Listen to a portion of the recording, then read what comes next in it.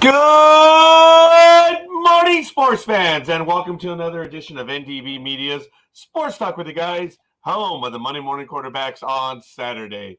Yes, ladies and gentlemen, it's that time. We are trolling the digital airwaves. Hide your children, hide your kitties. We are dangerous. You know, we're going to be discussing the news of the past week. Namely, I have ESPN on the background right here, but you can't hear it because it's been muted, unlike me, so you're stuck with that. But Fernando Tatis, 80 games suspended. This may be the end of the San Diego season if it wasn't for being swept by the Dodgers the weekend before. But that's neither here nor there. That's just a quick look at what we're going to be talking about today in the world of sports. Quite a bit. The co-host hopefully will be joining us shortly. But as you know, no fantasy sports here. We keep it real. And as such, you need to remember, we kill brain cells. We just might be the purveyors. No, we are the zombie apocalypse. You've been warned. We are repetitive and redundant. We have no peers. And, of course, we are the Internet's ongoing traffic wreck. So thank you for joining us. It is August 13th, 2022. I am the Scorekeeper. And we are going and blowing on this day. It's 72 degrees today. It's going to be 98 degrees, but I'll be out of LA. But I am going to be going to Las Vegas. Let me see if I can get the weather report. I'm going to do a Las Vegas weather report right now. So, wow, it's 80 degrees right now, and it's going to be 97. No, it's going to get to 97. It's going to be overnight. Low of 82, and there's a flood watch. Great. And I'm on my way over there, so I'm really happy. Tony, I'm going to the preseason Raider game against the Minnesota, the Vikings. I've been invited to go, and I'm really looking forward to it. This is my first football game since the middle 90s. And as I mentioned, oh, and by the way, Tony, there was a comment that you had last week. Thank you for that. I didn't have a chance to immediately comment due to the conversation, but thank you. And I did read it. It did mean a great deal to me. And I'm probably pretty much going to comment on that, or I have something akin to that right now. As you know, I did drag my father to a USFL game. It was in 1995, 85, if I'm not mistaken. Of course, it was to see Steve Young of the LA Express versus the Oakland Invaders. And it was really awesome. My dad was not an American football fan, but he would watch. I mean, he was a sports fan. He could pretty much watch almost every game or any event was going on. But I did drag him out there, and it was a lot of fun. He treated me out, and always spent a lot of money at the games on my behalf. I, on the other hand, did not always do that for my daughters. But it was a wonderful memory being able to go there. And in the 90s, I went with my future ex-brother-in-law to a Raider game at the Coliseum against the Denver Broncos, of course, because he's a Denver Bronco fan. So that was fun. Same place, LA Coliseum. So now wow. This is my next football game, and it's a preseason game, though. Let's see. 27 years in between football games. So I will be posting pictures. I would not be going to this game due to the Las Vegas Raiders prices of tickets. It's unbelievable as to how expensive they are. But I'm fortunate, and I'm going to I'm looking forward to this game. I'm meeting up with a buddy, which I haven't seen since about 2007. Been in contact with him, but I've grown up with him. I knew him since 1985, as a matter of fact. September of 1985 is when I met him. And, kind of spend a weekend out there. I'm flying out. So, see, what time does my flight leave today? Oh, my daughter just got back from New York. She got me a New York jacket from Yankee Stadium. I wasn't expecting her to bring me anything, but she did. She got me the 2 times large, and surprisingly, it's almost perfect. Almost fits. Oh, did I get caught up with the cord? Yeah, I did. Yeah, I did. Ah, that's embarrassing. So there went the porno shot. I couldn't even dress on air. But I really like the jacket. I'm not going to take it with me because it's going to be 90 some degrees, but I like the subtle jacket type thing. It's just, this is the type of stuff I like. That it doesn't say Yankees, it just has the logo on it. It's a nice jacket. It's that blue color, and it's really cool, and I'm really fortunate. I'm not taking it with me. I'm not going to take my Yankee jersey either. I'm going to buy a Raiders jersey over at the stadium, so looking forward to it. But anyway, it is right now in hell where I'm at. It is 72 degrees. It's going to get to 99. Overnight low 71. Man, my screen is going crazy right now. Humidity is 51%. I can feel it. Pressure is 29.93 inches. Visibility is 10 miles. Even at this hour, the sun will be up in 5 minutes. There is no wind, but if we do get wind, it's heading south, but there's no wind, so go figure. Dew point is at 53 degrees. UV index, of course, since we have no sun, is 0 of 10. And the moon phase is a waning gibbous. So that's going to be the last time we look at the winter weather right now. I'm going to jump to it. See if you guys like this one. I should have a sports joke for this program, but I don't have it because I'm a moron. And then we'll speak of oxymorons in a moment. Actually, I do have a list of oxymorons. I apologize. We'll get to that one shortly. A farmer goes to the bank to ask for a loan. Sure, it wasn't Scorekeeper. When the loan officer denies him credit, definitely a story about Scorekeeper. The farmer's dog bites the officer. Then she turns around and bites one of the customers. The loan officer asks the farmer, I don't understand why your dog bit me. But why did she bite the customer? I don't know. Probably to get the bad taste out of her mouth. And the first oxymoron is act naturally. That was number 47. Number 46, found missing. And one that I know quite a bit about both through my family, not me, of course. I was born at Women's Hospital. And I do have the short form birth certificate. I don't have the long form one because I don't think they made those back then. But they were all long form until some idiots decided to come up with an abstract version. But that's neither here nor there.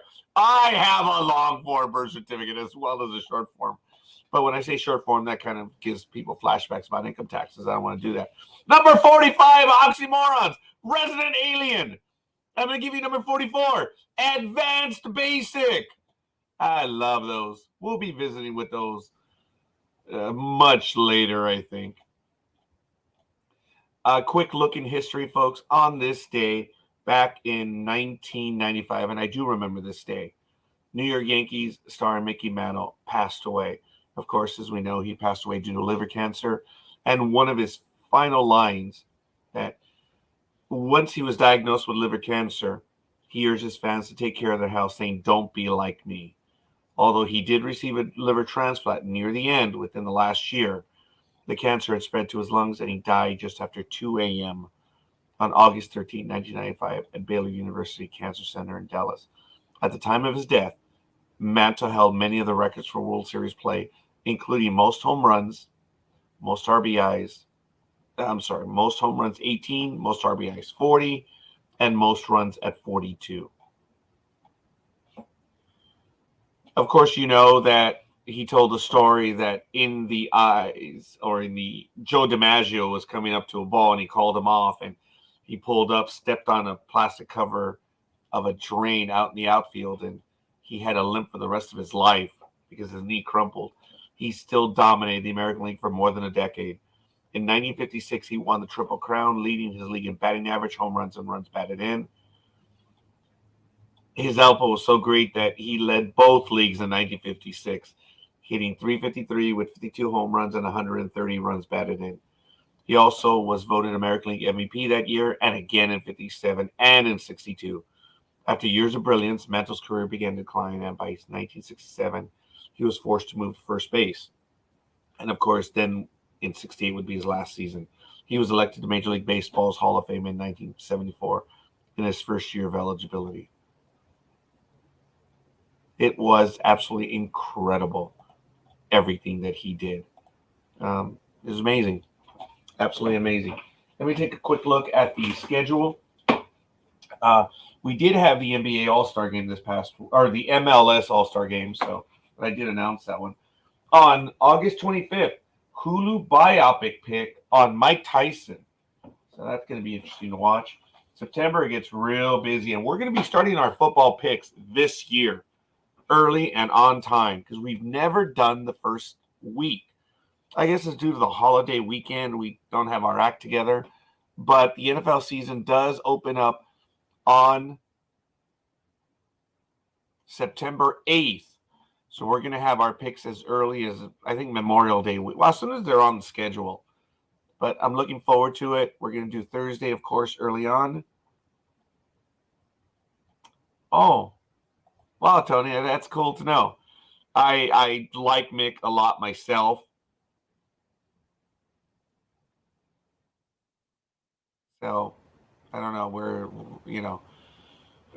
I was, because I didn't know any better, I chose Joe DiMaggio, even though the numbers for Mickey Mantle were clearly a lot better.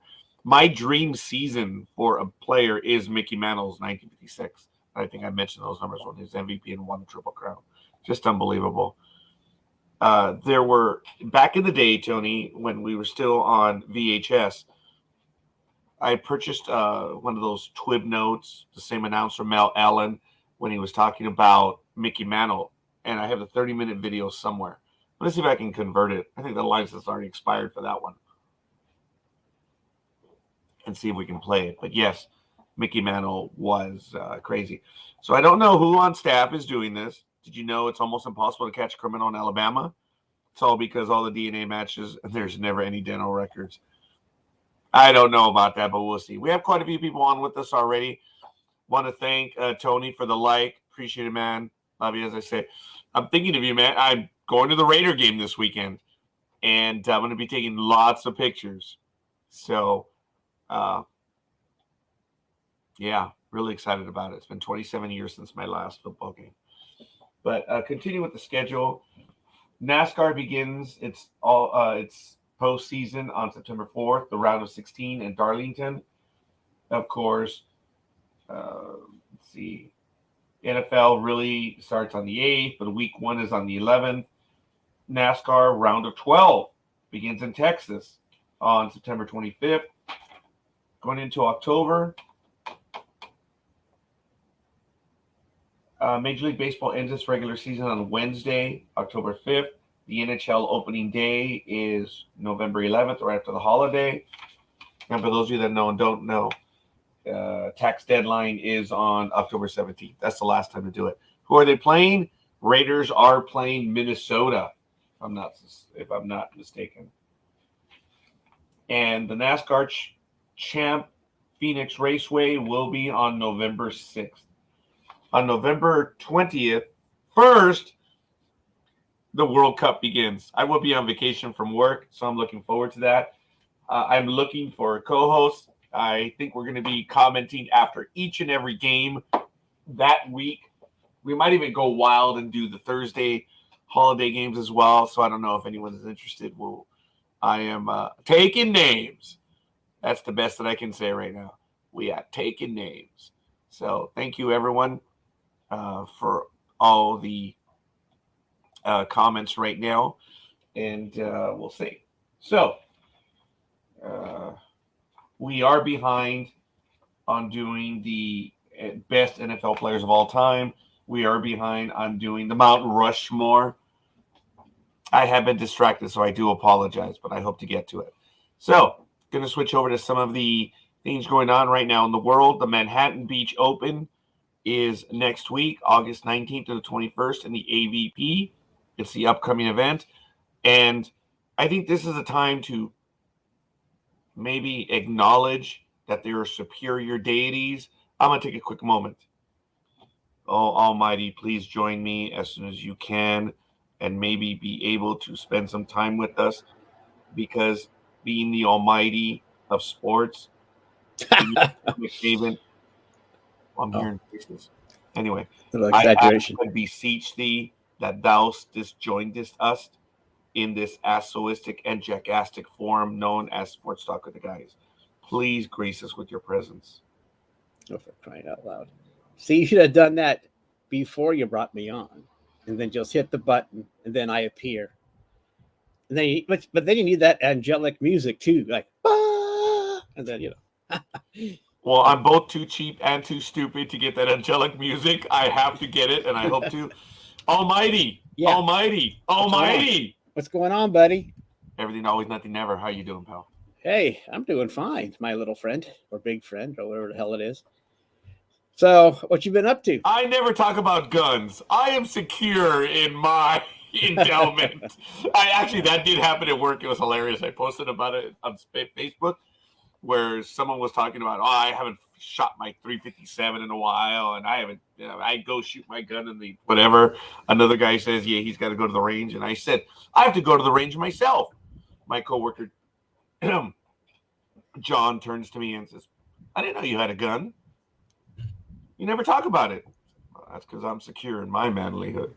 Well, that's cool. He got mad. I'm glad to. Well, I guess he wasn't as secure as you were.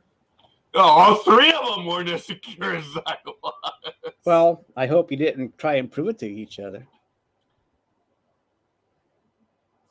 No, there was an audience there. Uh-huh. Yeah. So. Yeah, who knew? The Yankees continued to lose, and Boston beat them tied in the 9th and beat them in the 10th yesterday. So we will get to that. I think the Yankees can buy a win at any price. It's August. They'll catch fire again. I'm hoping so, but that team is way too good. Well, right now their lead's pretty decent, so it take a lot to have somebody chip away at it. But you never know. It's like I said, it's only August. Yeah, go Tribe. It is only August. I do want to tell everyone. Tribe is in first place as of now.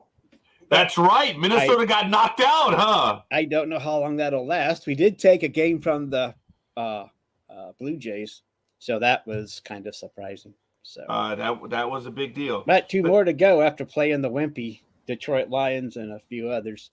But the biggest surprise in baseball, and you have to agree with this, Roger, is that the Baltimore Orioles are actually not only out of last place, but in position to threaten for a wild card.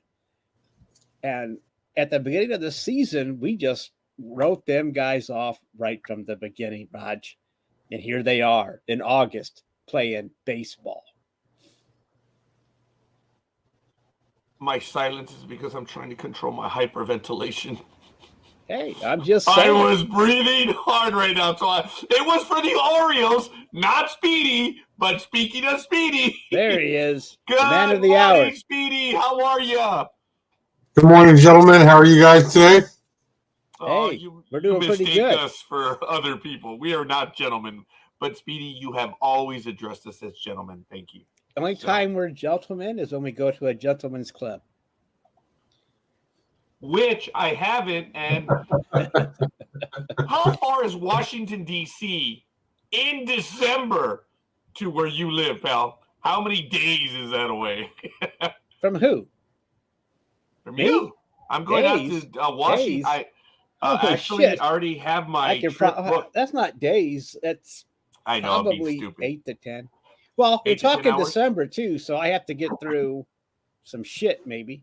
If there's no crap in my way, like weather, I can get there in about a day. But I was saying if I could get there, because I'm going to be in Washington, D.C. for 5 days. I fly in. I already have my flight. I'm going in December 1st and I'm coming back Thursday. I'm flying December. Huh? Oh, read it right, stupid. I'm flying December 1st, and I will get there, obviously, the same day. And I fly back December 5th, which is a Monday. So I'm taking another Monday. And travel day. I'm going to be there Friday, Saturday, Sunday, and I fly back. And can you hear him, Speedy? No, he cutting in and out. Yeah, that's what I thought too. For those morbid folks, There you go. okay, it was probably my little Mikey thingy. I wasn't eating it. Hmm.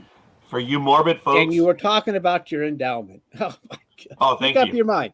But It's both. It's everything. but what are you going to DC for? I mean, it's kind of early for an insurrection. Uh, laying the groundwork. I'm part of the advanced team, but no, I'm for democracy and justice and all that stuff. I'm not with those clowns and comedians. I'm gonna visit with Michael Day again. We've got this thing going that he came out to Arizona in December of 2020, and then we met in December of 2021 in Georgia and Florida, and now we're like, dude, what are we gonna do this year? We were thinking of meeting in Middle America, maybe the city of brotherly love, and I said, look, I'll just fly into DC. So I'm flying into DC this year, and I'm gonna drag his ass out to the West Coast next year. But Michael and I have got this thing going. Yes. Plan. I'm flying to Vegas tonight at 5:05 p.m. For you morbid folks, and you know why I'm giving the flight number for you guys. You know, hey, it could be news. Track it however you want. It's Alaska 541. I'm leaving at 5:05 p.m. from LAX, and I return on Monday, Alaska 3322, and the flight leaves at 4:50 p.m. on Monday. So I will. And it's actually this weekend. I'm flying later on today. And Speedy, it looks like I'm going to be up there on September 25th for the Sunday game at the Athletics. So we're going to be in contact. I'll talk to you more about it when you get down here. And I'm hoping to go to the game with you there so we can get Oakland off our list. It's not that we're Oakland fans, Speedy. It's that stadium is probably going to close very soon. Yeah. Probably. And I want to welcome the big dog. It's possible that the big dog may join us. We are talking about that. I've mentioned it to him, but we still have to settle it. I don't know what that means, but it's very possible that we're going to be hitting up there. It looks like I've got the date down. It will be September 25th. We ain't driving, so we'll be flying. It's a lot cheaper and a lot quicker to head up there. So, Speedy, we'll talk about it when you get down here. But it looks like September 25th is the day for Oakland. So, yeah, folks, I'm traveling everywhere. I'm going to Vegas this weekend. September is going to be Oakland. December is I've already got it booked. I'm going to be in Washington, D.C. October, I'm going back up to Seattle. That one is not booked yet. And then, embarrassingly so, I told Dreem, you cannot have me over for Thanksgiving. You cannot have the Scorekeeper at a family event. He's like, I'm lonely, Scorekeeper. Come on over. Like, all right, I'm there. Like, but you are family. I keep telling you that. I'm sure I am, but that's neither here nor there. All kidding aside, good you're morning, big dog. How are you? I'm sorry, You're the uncle no one talks about. Oh, I'm the uncle that everyone talks about and says, "Oh shit, he's coming." That's the one they talk about. Big dog, good morning. How are you, young man? Talking to me, are you talking to the handsome guy right below me? Once again, No, good morning, big dog. How you doing? Morning, big dog. Hey, big dog, how you doing, buddy? It's been a while. Yeah, how you doing? I'm doing How you fine. doing? I'm in the command chair. There you go. I've got my angels on the case, so we're ready to go. That is awesome, Tony. I like that, Tony. That's pretty good. We were talking about that a while ago, folks. My daughter did bring back a stylish Yankee jacket from Yankee Stadium because I'm not into the ostentation stuff. What has like Yankees, New York all over the place.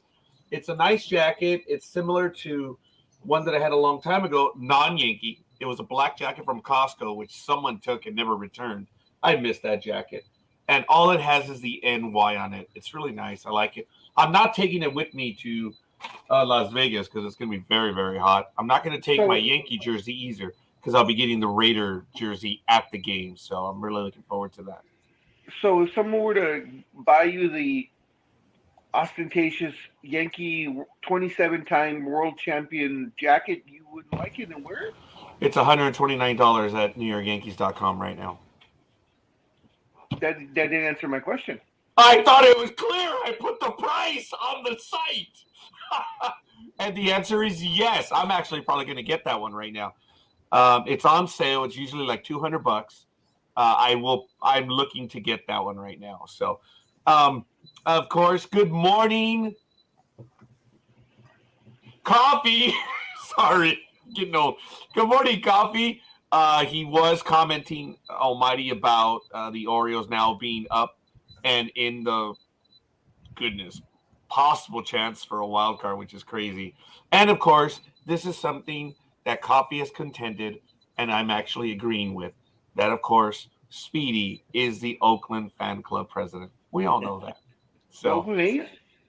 Of the Oakland A's, yes. So it's pretty good. Yep. He's been on this tirade ever since he started on my show years ago. So there you go. You're our inside man. Dude, he's been consistent. I will grant him that. He has been, which is really funny. So, folks, I'm really jazzed about it. I'm really excited about it. I have not been, as I mentioned earlier, and Tony's already like, yeah, shut up, dude. I've already heard it. But I haven't been to a football game in 27 years, and I'm really excited. What did you just say? Okay, I began the program. It's been a quarter of a decade? I mean, yeah, quarter of a decade. Okay, you were trying to be stupid on that one, but it came out stupid. Okay, all right, get out your trusty calculator and see. It's 27. I did it. It's 27 quarter years. Of a decade. My God, I did that. But anyway, ladies and gentlemen, I'm going to take a moment and I'm going to ask for the divine almighty. Oh, good God. I stuttered when I said that. The divine almighty will forgive me for my inanity this morning. So it has been 27 years since I've been to a game. Last time I went was the Coliseum. I've actually been to 2 football games at the Coliseum. One was in 85, as I mentioned earlier, the LA Express at the Oakland, the Oakland Invaders were visiting. And then, of course, I was the Oakland Raiders. Oh, I thought I said Invaders. I'm sorry. Something's going wrong. No, it was the USFL. The left side of the screen is frozen. You and me are in charge now, the old guys. There it's you frozen? Are. Not anymore. You and Matt completely froze. Awesome. Okay. Yeah, I didn't see it on our end. So you were in the middle. You were in the middle of saying Oakland Invaders, and then that was it. It cut off. That's all I said. So I don't know what else. That's all I said. I was there for that game, Oakland Invaders. So shortly thereafter, in '95, I went to a Raiders and a Denver Broncos game in '95, and that's been it. So looking forward to it. I don't know if this one counts. It's a preseason game. No. So, well, you're still paying the same price to get in, so I guess it should count. But actually, I'm not. So why? We'll leave it at that. What did you do? You steal something? He pulled 5-figure discount to get a cheaper price. He sold off all those goods he stole from the concession stands. Go on. I'd like to hear more ideas before I settle on one. You guys are geniuses, all 3 of you, and Tony, as well as Coffee. Oh, God. I'm going to pay for that. Anyway, you're great at coming up with things. You didn't say if you were paying more or less. I'm not. I'm not paying. I'm not paying. You're not paying. Nothing. Oh, my gosh. So, okay. All right. So whose bitch are you? So are you sure it's worth it? Are you sure it's worth it? I mean, it's only a preseason game. Are you sure it's worth it? I have never sat in an executive suite. When something is free, it's always worth it. Yeah. Well, gentlemen, it depends. I'm sorry. He's going to be in an executive suite, maybe yes, getting it or in the they call them spot. Premium suites. Sorry, they're called premium suites. Well, I never will be in one of those ever again in my life. Well, somebody might be in your sweet spot with a free ticket, so you might want to watch out. Yeah, I already know how he is in Vegas, so yeah, you gotta watch out. Your imaginings, Big Dog. You ought to write that stuff down. So he doesn't need to. It's on the tip of his head. He's a great Imagineer. I'm surprised he doesn't have a job with Disney, but that's neither here nor there. So, job with Disney. See, you'll be going to your second pro game in 27 years. It'll be preseason. But finish that thought, Big Dog. I interrupted you. And I'll be going to my very first pro football game in December. Yeah, but it'll be a regular season game. Yes, This You going to is Vegas? just practice. Just practice. Yeah, my daughter and son-in-law got me tickets. He's, of course, a Patriots fan. So it's his only downfall. He loves Boston teams. But, yeah, it'll be Patriots-Raiders. And I get to go along. That might be an important game for the Raiders and the Patriots come Yeah, December. that's true. Yeah. So we'll see. I hope so. Yeah, it might be. Yeah, I hope so as well. Is it just a regular Sunday game then there, Big Dog? Yes, sir. All right. It's no big national TV December. event. I can't remember. Now I'm trying to remember, it's December or it's September. Shit. Better find out. Wow, the life of a retiree. Think about that. Isn't that beautiful? Oh, September. Well, Doesn't even have to worry about this calendar or the schedule. Good for you, Big Dog. I envy you. So, folks, we are going to get to it. It is on ESPN right now. His excuse is, I inadvertently took a medication to treat ringworm that contained clostebol. Yeah, right. Okay, Fernando Tatis may have crashed the San Diego Padres season. I know they got swept by the Dodgers. Holy crap, big time. But the Padres are still in line for a playoff spot. But losing Tatis now, pretty much, it's going to put too much pressure on the rest of the team. And events like these have killed playoff runs in the past. And, he inadvertently, dude, oh my God, you're earning millions, and yet you do what all of us would have asked, especially when it's medication. Can this cause me to lose money? Their agents tell them, call a 1-800 number. Their agents tell them, contact me, because the agent does not, I think the agent still gets paid during the suspension, but the chance to earn more money, it's like these players, and I've had these conversations with people in the chat room before that they say that I'm spewing lies. It's like, well, look, grow up and be an adult. They are protecting their money. The agents tell them, the players tell them, the owners tell them, the contract tells them, and it is what it is. And right now, for a player to say, I inadvertently, no, you're a effing moron. You're an effing moron, but you get 80 days off. It's going to cost you a lot of money. And I'm sorry that you're minus money because I want the owners to pay it out because I'm that kind of guy. Now the owners get to save all that money. So it's a shame. I wonder if it reduces their league tax if it comes into play. I wonder if that is the case. But I don't know.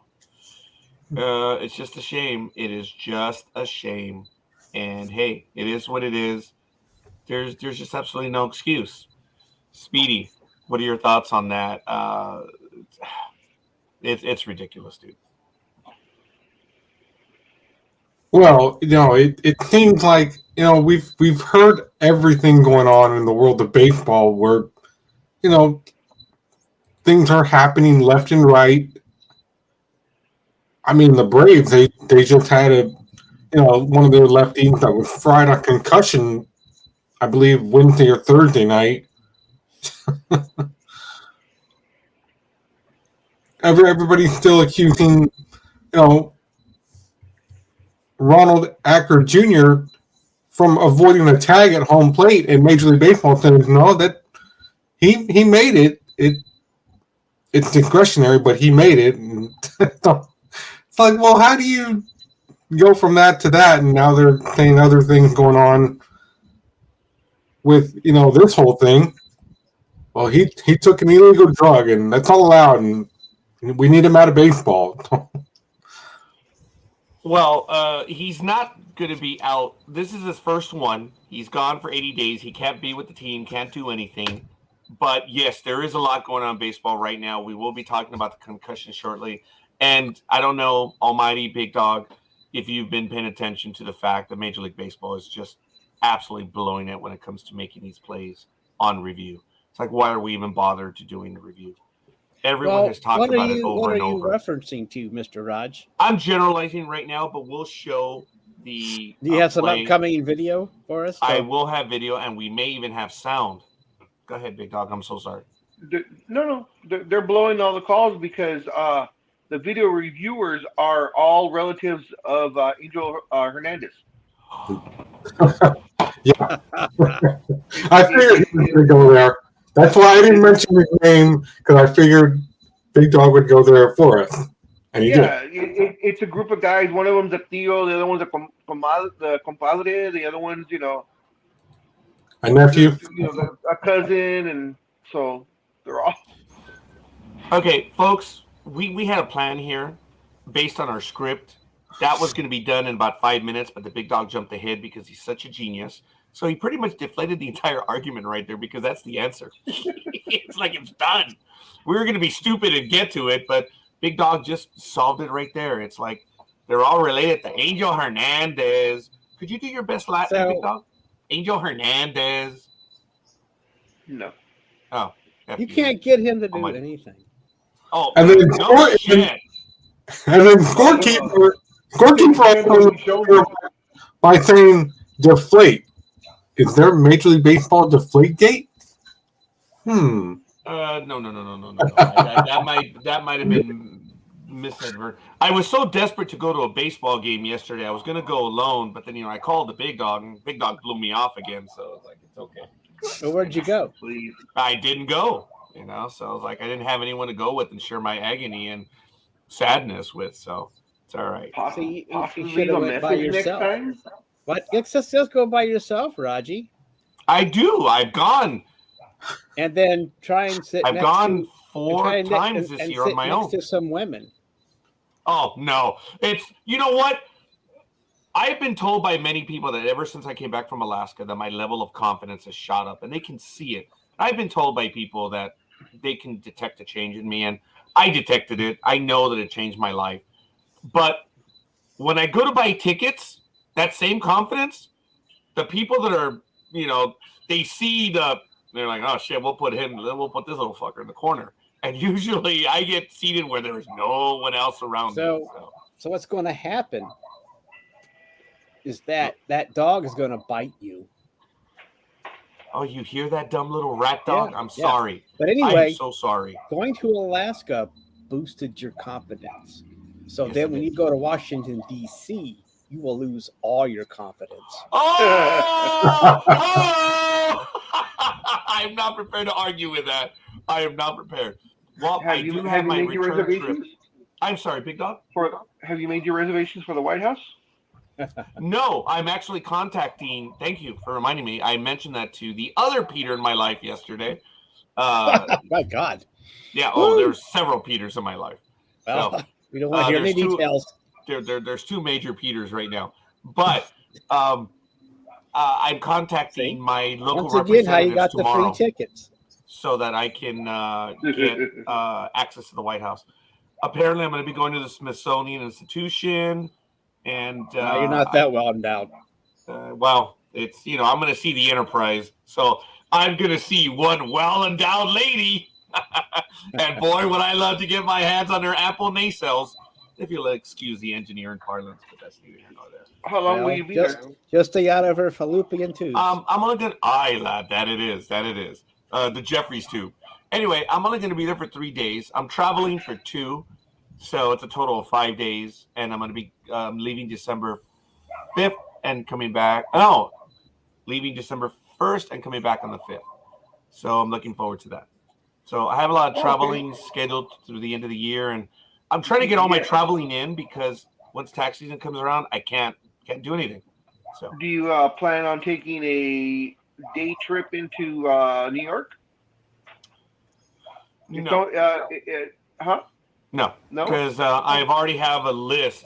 Forgive me, that was not political in nature, even though DC has its meaning. I already have a list of people I'm going to be meeting with over in December, and I may not have time.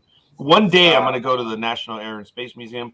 And on the other 2 days, I'm going to be meeting with quite a few hosts and people connected to NDB Media. So. Because I believe the train ride's only about an hour and 15 minutes, if I'm not mistaken. I've been told. And thank you for that. It's very close, but no, I'm not going to go. And then we got to mark it down at 6:37 a.m. where Almighty 6:40 called Scorekeeper Raji. Raji.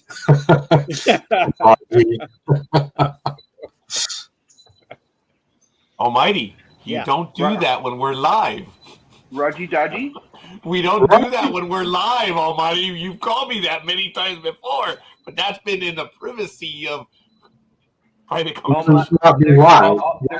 There goes Almighty whispering sweet nothings into Roger's ear. And look, he's all red. He is red. I have nothing to do with free tickets. Almost sounds like Bill Clinton. Well, so what? I didn't inhale. I did As not. far as I did Almighty not give goes, I'm that not gonna say man that. free tickets. Pretty good. Oh my God, that is pretty good. I'm sorry, Coffee. I hadn't seen that. This was in response a little while ago about my thing that the San Diego season could be shot, and I'm really disappointed because I still have plans to go down to San Diego 1 week from today, and I like the stadium down there. And he says, of course, they'll be fine. So, yeah, I agree on the Hosmer. So, and he also says Tatis, who signed a 14-year, $340 million extension prior to last season, will forfeit roughly $3.2 million during the suspension. Yeah, I didn't think the extension took place right away, but that's still significant. It's 80 games. 80 games. So obviously he is suspended from now and well into the next season. So Yeah, it is what it is. I believe it's 42 games next season, so I guess it would be 38 this season. Thank you, Big Dog. Or if he tries to appeal it, then of course he can play while he appeals it, and then when they tell him, no, you're an idiot, you still have to serve 80 games, then it'll just be more games next season that he misses. Thank you, Big Dog, but they changed that. Once they announce, yeah, it's done already. He already went through the appeals and everything. Once they announce it, it's final. So you're right. Everything you just said, except it's already been done. That's why baseball got that one right. Whenever they announce the suspension, it's pretty much done. Now, everything is done for those types of suspensions. But when you have other events like a beanball incident or bumping the ump or whatever, and they give them a suspension, since it happened right there, then they can go through the appeal process and stuff like that on almost everything else. But for these testing, he probably tested positive over a month ago. And by the time I was waiting for through, his excuse to be that, he hopped into TJ and ate some tainted carne asada or something like that, because that's the usual. That's the boxing excuse. Well, Big Dog, you were really good on that. He did announce it already. And folks, let me go and put the article for my co-hosts in the private chat, and then I'm going to post it in the chat room, and you guys can see it right there. There's the article. This is what he says, Big Dog. Check it out. And he says that, I believe, in the third paragraph under the video. I've been informed by Major League Baseball that a test sample I submitted returned a positive result for clostebol, a banned substance. Tatis said in a statement, it turns out that I inadvertently took a medication to treat ringworm that contained clostebol. I should have used the resources available to me in order to ensure that no banned substances were in what I took. I failed to do so. See, my tirade, I think this was before Big Dog joined us, was, folks, your agents, the team, your contract, your union, they're on these players so that they don't get suspended. And for a player to say, oh, well, I bought a substance, and bullshit. Bullshit. They know. It's just all the idiots say, oh, well, it's an accident. Bullshit. It's not an accident. There's a 24-hour website that the players can access, as well as a 24-hour phone number that they can access. So they have someone available immediately. And their agent. I did mention. Thank you, Big Dog. I did mention their agent. They can call the team, man. It's BS. So for him to say that, I inadvertently, he does say, I have no excuse for my error. No, it's not an error, you dumbass. You have no excuse for your actions. And it is what it is. He said a statement. He's losing money. Move on. So, I don't know. Speedy gave us a little bit of a comment on it. Big Dog, what are your thoughts? I know you've already given us a little bit on it, but Tatis... My thoughts are, why isn't anybody talking about the fact that he fucking had ringworm? I actually thought Almighty was going to get to that one right now, but go ahead, Big Dog. Dirty little bastard that he is, to get a ringworm. He's clean your damn towels, man. Throw them in the wash. Holy crap! I thought ringworm was eliminated in humans unless you're in close contact to an animal that has that. No, I just looked it up. It says it is possible for ringworm to spread by contact with objects or surfaces that an infected person or animal has recently touched or rubbed against, such as clothing, towels, bedding, and linens, combs, and brushes.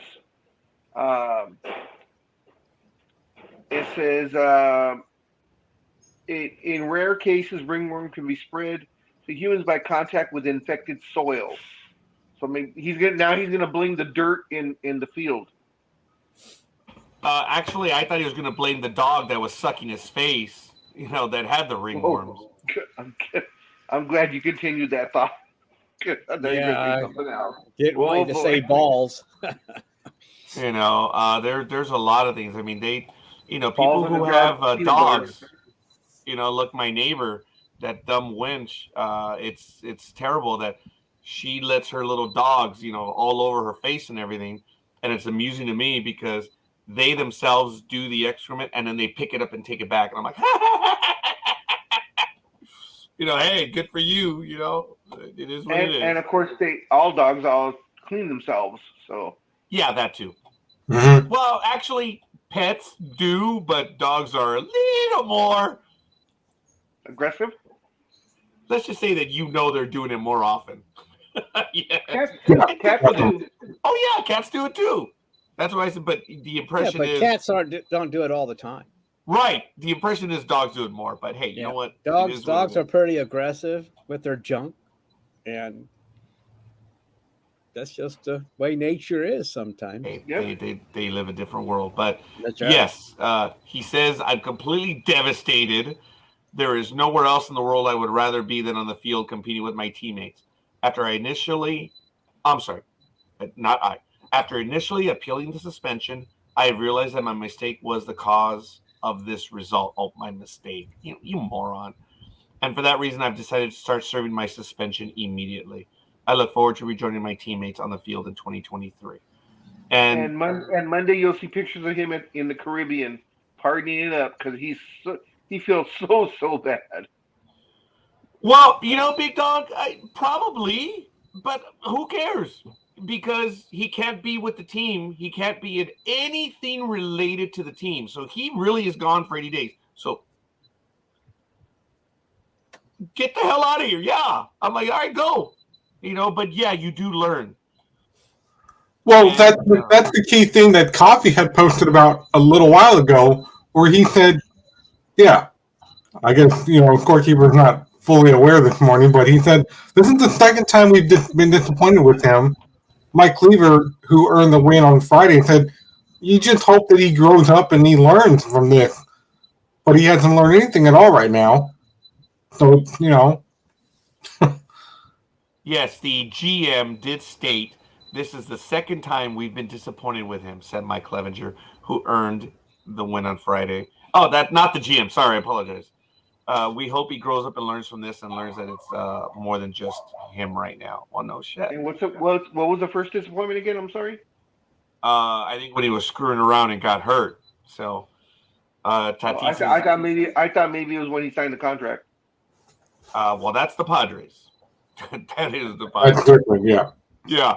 Tatis has played in only 273 of San Diego's 499 games since debuting on November. I was going to call him a debutant on opening day 2019. That might fit.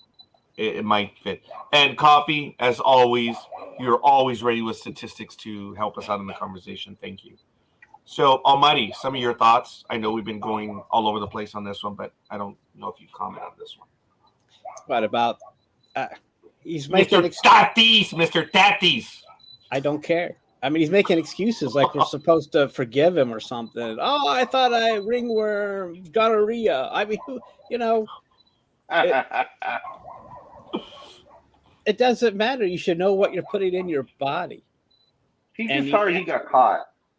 Yeah, but he's making these excuses. You know, oh, I thought I was blah blah blah. But that's not an excuse. You're still gone. You can say what you want. You've hurt your team. You've hurt yourself. You've lost money, and just own it. For once, just own the damn thing and say, hey, I screwed up. I was trying to get some extra power, but it didn't. I got caught. Instead of making all this ringworm crap that I don't know.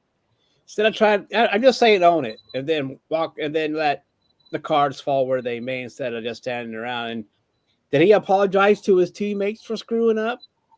I believe he did. All right. Well, that's kind of cool, even though the pitcher got on his ass. But, yeah, look, I'm just saying own it. I mean, let's stop with the excuses. I mean, you got caught, you got busted, you're done, and just I guess you already apologized, but just own it instead of saying I got ringworm or dandruff or whatever, or I got something stuck in my ass. I mean, come on. And he got free tickets. So I'm just saying. You know what? I was going to send you a live picture of the drink that I was going to have for you, Almighty, in the premium suite, but I don't think I'm going to take that picture anymore. Well, fine. That's hey, just don't show me what's in your behind. But anyway, but I'm done. You just own it. Oh, I find that hard to believe, Almighty. But this subject with Titus. Very good. Folks, if you listen to the way we bastardize his name, well, at least the way I did in Almighty by the time we get to Titus, that was pretty good. I like that. Because it was first Tatis, and it was Tatis, and now Titus. Yep. Pretty good. Let me see. Since he got called up to the majors, Byron Buxton has played only 577 games of 1184. Twins need to purge him from the roster. Yeah, appreciate that. Yeah, very, very good there, Coffee. So that was our big story right now. There are some other stories going on right now. Good morning to the fellow nutty one. Hi, the Queen. Morning, Aisha. Good morning. Good morning. How are things in the palace? Oh, I was going to say in the realm. Very good, Almighty. Yeah. The eternal heavenly palace. Yes. I hope Aisha is doing well. Thank you for joining us, Aisha. As a matter of fact, I want to take a quick moment and do acknowledge the likes from Tony and from Aisha. Thank you. I'm going to check on Facebook because I know I get likes from a few other people's, but they do not show up on our feed because of the privacy settings. So, folks, if you do want to join us, you can join us on our YouTube page. You can join us on our Facebook, which is facebook.com/NDB Media. You can look for the Sports Talk with the Guys page, or you can find us on twitch.tv/NDB Media. And there we can see all of your comments, everything. That's our Twitter feed right there. I'm sorry. I jumped a bit ahead, but there it is. Twitch.ndb, twitch.tv.ndb /NDB Media. All right, sorry. We'll do the top of the hour right now. All right, Big Dog. What story would you? Oh, just a quick announcement. The NBA, unless they have done so, I've been waiting for the NBA schedule. Has it been? I mean, we know some big events, but has the schedule been issued yet? No, the schedule has not been issued yet, and there are rumors about the Christmas games. That even has not been released either. Right. I understand the only thing that is watch it, Almighty. The only thing that is hard, set in stone, is the All-Star game. That one's too easy. Yeah. Oh, I'm sorry. That was too easy. Okay, fair enough. Because that one is usually scheduled 1 or 2 years in advance. But beyond that, we have the historical dates and stuff. I think they're only about a week behind anyway on issuing their NBA schedule. Traditionally, they usually do it in the first or second week of August, right? Yeah, it's coming. It'll be probably within the next week or so. Usually, as soon as they announce the Christmas games, the entire schedule gets released about 4 or 5 days later. So Yeah, I did catch they'll- some of that for the Christmas games. There, people are suggesting. I believe they're Yeah. talking about 5 games. it's always 5 games. And the rumor is that the Lakers will be actually on the road, which is odd because it's supposed to be Dallas. They will be in Dallas taking on Luka. And it's usually odd because the Lakers usually host the game. And it's probably been since maybe the early 90s that the Lakers have not hosted a Christmas game. They've actually had to travel, but we'll see. They might make that change later. Thank you, Big Dog. Yes, That's Aisha, weird. I'm so sorry that you're having that trouble. And it's nice to know that we're on a tablet. It gives us the oohs and ahs on being on something other than just a phone. Thank you. Big Dog, what's the first story? I'm sorry. It's odd that Amazon doesn't work on a Fire tablet since Amazon owns the Fire tablet. Oh, Yeah, no. that's- No, yeah. whoa. No, she said her internet is screwing with her. So Internet problems. it's Aisha. Is it an old tablet? It's possible. So, but you are 100% right on that, Big Dog. Not that you needed me to tell you that. Hopefully it is just that. Well, I just read what she wrote. Yes, and that's why you're 100% right on that. Big Dog, what is the first story you want to get to today, young man? I wasn't going to talk about the NBA Christmas games or rumors, but someone. Oh, I'm beat Taylor, sorry. so they're I'm right. so sorry. I didn't mean to preempt it, pal. Okay. Almighty. I'm the basketball guy, and then you go, where do you want to go to? Oh, but before you go to, let me give you an NBA tidbit here, which is like the only damn thing going on in the NBA right now. Okay, But that's Big Dog, that was fine. completely. I effed you in the wrong way, and I'm so sorry.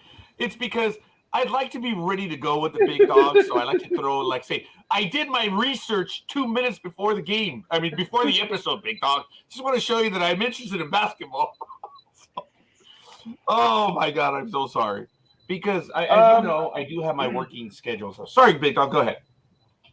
No, I was just gonna say with ESPN, I'm not ESPN with the NBA. Everything's pretty much at a standstill. The only thing that really came out during the week is that Kevin Durant reiterated that he wants to be traded. He does not want to be on the team when preseason starts. So they're supposedly trying to accommodate him accordingly, But like I said before, I mean, yeah, you don't want a player that doesn't want to be there, but he signed his contract, and he's got, I believe, 2 or 3 years left on it, or at least a year left on it. You don't have to trade him. Just like with Kyrie Irving, they don't have to trade Kyrie. We don't have to. Well, we don't want him, but we don't have to trade Russ. And the only reason why we have it is because no one wants him. The running joke is only 29 teams do not want Kyrie, and 30 teams do not want Russ, including us. Yeah, cupcake. No one wants the cupcake. Big Dog, for Durant, Yes. has the situation changed with the team? In other As words, far as did they promise him to be competitive and stuff, and then make deals and send players away and stuff like that? Because No. I have nothing for a player that bitch just like you. You're getting your money. Yeah, that's where you went. But did the makeup of the team change? Only so much as that Harden decided he wanted out. There was rumors. Okay, Durant's got this year plus 3 more years. Yeah, we all laughed at that signing. We were laughing, and we're still laughing at that one. Yeah, and the thing with Durant, the rumors are is that he does not get along with Steve Nash. The rumor going around is that he said, "I'll stay with the Nets as long as you fire Nash," and I think the GM. He told that to the owner. I know it was definitely Nash. I can't remember if it was Nash and his assistants or if it was Nash and the GM. But he said his pretty much thing was either he stays. The only way I stay is if he goes. Period. And the owner gave the dreaded vote of confidence to Steve Nash, though. Oh. But Wow. this owner may be, saying no, we're sticking with you, and because who's to say next season Durant doesn't pull the same crap? So I think the owner is just saying, I'm gonna get, I gotta trade him. Durant, it's hard because whatever team gets Durant is gonna have to give up the bank. They're going to have to give up at least 2 quality starters, at least 3 first-round picks, and probably a good bench guy for Durant. We may not like him. We may call him all these different names and so on and so forth, but he is pretty much the number 1 or 2 guy in the league right now. He's one of the purest shooters. He up until last season when he got hurt, he was pretty damn dependable. He only missed a few games a year, if I remember correctly. I could be wrong, but I'm pretty sure he was pretty dependable. And he always puts up great numbers. So he is a commodity, but the thing is, what are you willing to give up to get him? And in giving that up, are you then taking away from your own team's aspirations? So that's the tricky part is, to get someone like Durant, you have to give up pretty much your team, and are you better off with him on your team?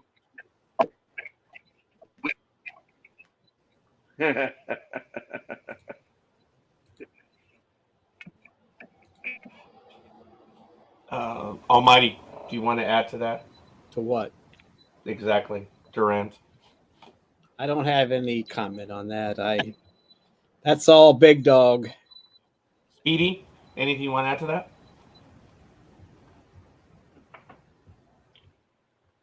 I guess not.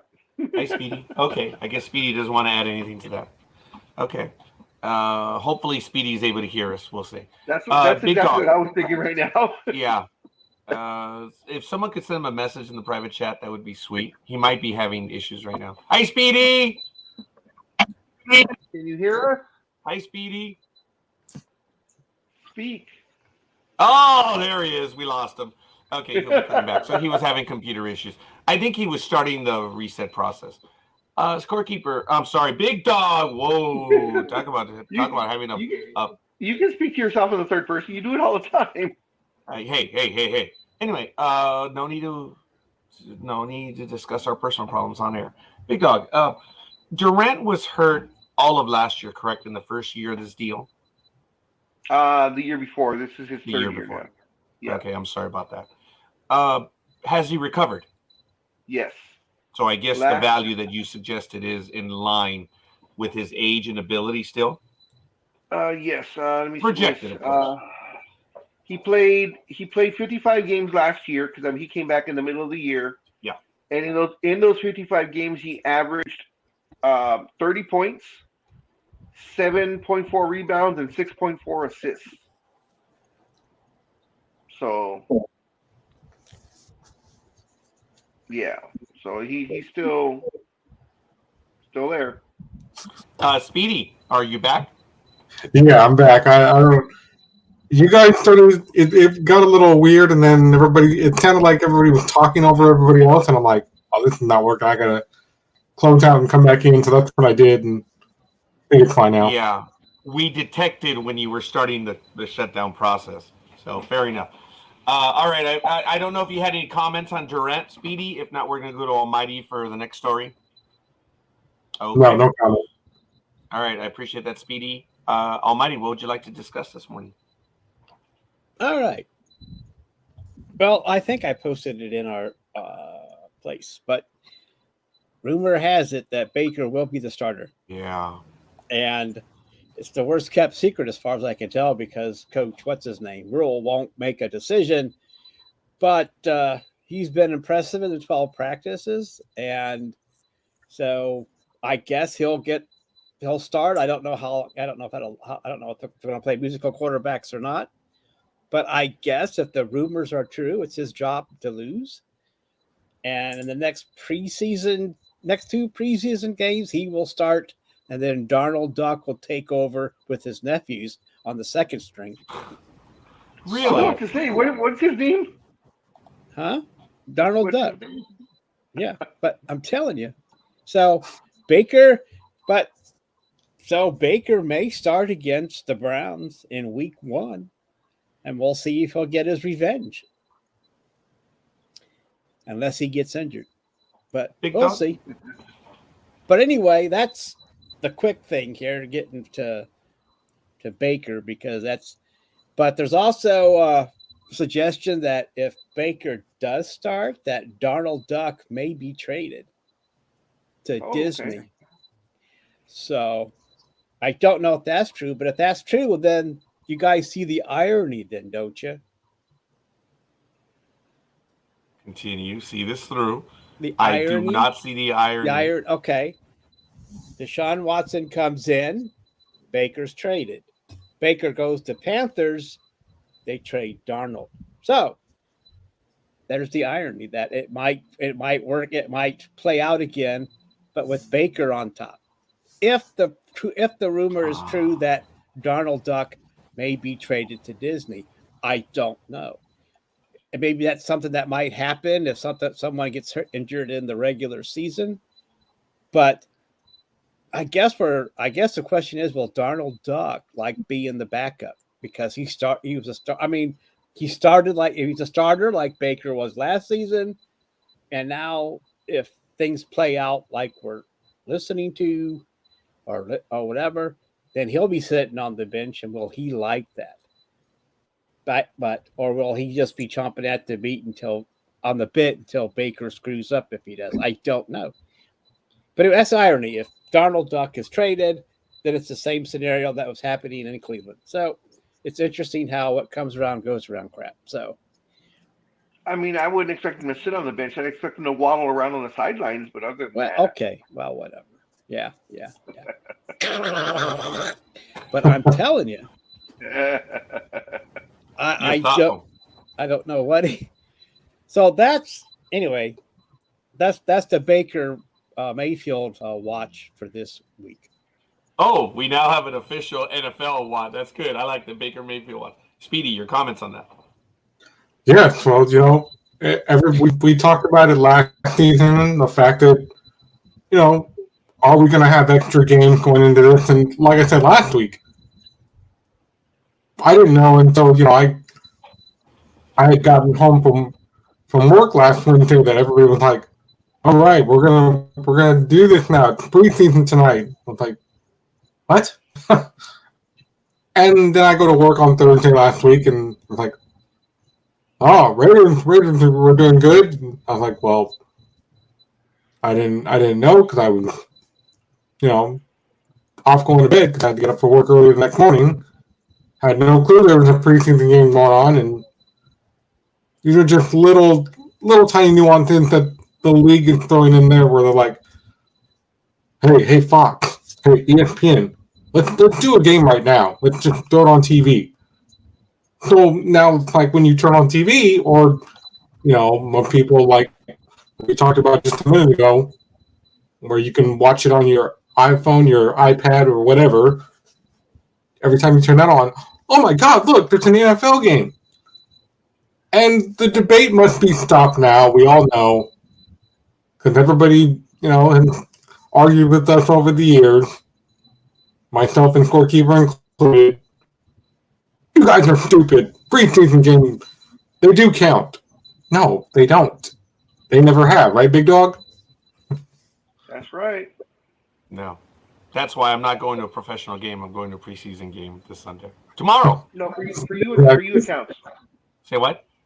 For you it counts. No, I didn't hear. Sorry, Big Dog. For you it counts. Oh, ha, ha. So this is the all-star game for me? It counts. It matters. Yeah. Well, this If does you count go for. to an all-star game, hell yeah, it does. No, that's what they said about the all-star game for a few years after the debacle of Joe Torre in, when was it, in 2002? The game that ended in a tie because they had to get everyone in and Joe Torre blew it. And now after that, they're like, oh, now it matters. Now it counts. So when you said right now, oh, no, but for you, it matters. It counts. Like, okay. And then also at the end of last season, Roger Goodell hinted to the fact, we might jump into 17 games. We'll see. And I'm like, I just want to get that one or two extra games in there before the guys are even ready. So, and with the fact that, he said, we don't need the Pro Bowl anymore, which made a lot of fans upset. Some more Hawaii. Sorry, Almighty. I know you love Hawaii. Okay. All right. Well, fair enough. Look, Goodell's been blowing it lately. He's really unhappy with Deshaun Watson. We can talk about that in a few moments. But yes, Big Dog and I, Almighty and you, we've all talked about this, about what's happened to the Pro Bowl, how it's like nothing. It's a waste of time. Yeah, it actually was entertaining to the players, to the fans, when it was after the Super Bowl in Hawaii. It was just fun to get one more game. Everyone knew it was an exhibition game, but you got to see the players just one more time. And the players liked it because it was a free trip to Hawaii that they got to bring their family with.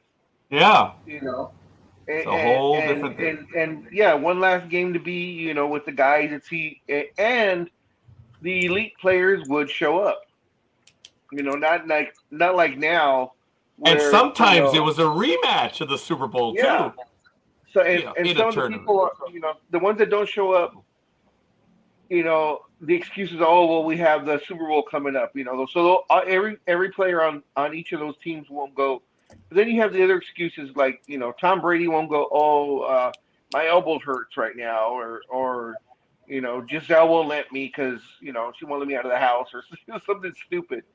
But when it was a trip to Hawaii, everybody wants to go to Hawaii. And in the spirit of, go ahead. And then about the fact, remember back in April when I had, gotten my car tuned and did an oil change and all that, when I was at the Acura dealership back in April, and I posted that I was watching ESPN, and they said, well, Roger Goodell's got a lot to compete with because he's got all these other leagues, and I'm going, oh yeah, that's right, these other new football leagues that are coming up. Dwayne Johnson apparently, I guess, took over the XFL now? So yeah, that's I think we talked about that a few weeks ago. You may not have been here, Speedy, when I mentioned that there's been resolution to the lawsuit. So that one's done and out of the way. The competition that so-called everyone talks about, it to me equates the same as saying the AA ball that Roger and I go to see the 66ers and the Quakes is equal to seeing the Dodgers at Dodger Stadium. That's what I equate the NFL versus all these other alphabet leagues. Yeah. Folks, I have an affinity for the USFL. I went to a game. I watched the league. I had no illusion that it was, that it was the NFL. What I enjoyed about the USFL and the whole concept of the spring games is you get a little bit more NFL. You get some more football, but never has it ever been on the thing. So look, Speedy, look, the NFL has no competition right now.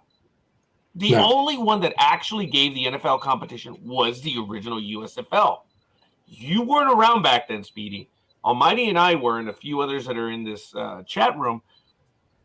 The USFL was not stealing players, but they were signing players before the NFL draft, and they were getting some absolutely huge names out of college.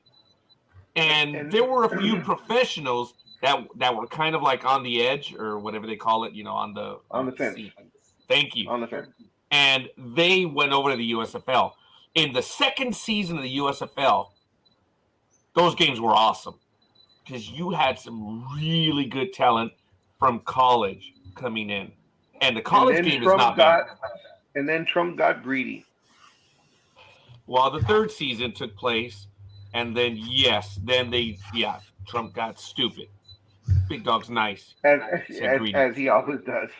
But in the that was the only time the NFL actually had serious. Yeah. No. I was just gonna say, since preseason we say is so important, these games, I'm gonna give everybody the scores. Oh, all right, ladies and gentlemen, very quickly, we're now switching to the NFL preseason scores. But anyway, real quick here. Sure. Before you get into the scores that I was going to do. I'm sorry. Well, I was going to do it too, but the Big Dog now for the second time beats us to it. See, like Roger, you're right. There is no competition because all the leagues are now in concert with the NFL as their expansion teams. Because they're allowed to raid each league for players left and right. That's why there's no competition, because I think a few have already signed from the USFL, haven't they? Big Dog, have you heard? I think I've heard a few players have signed from that league.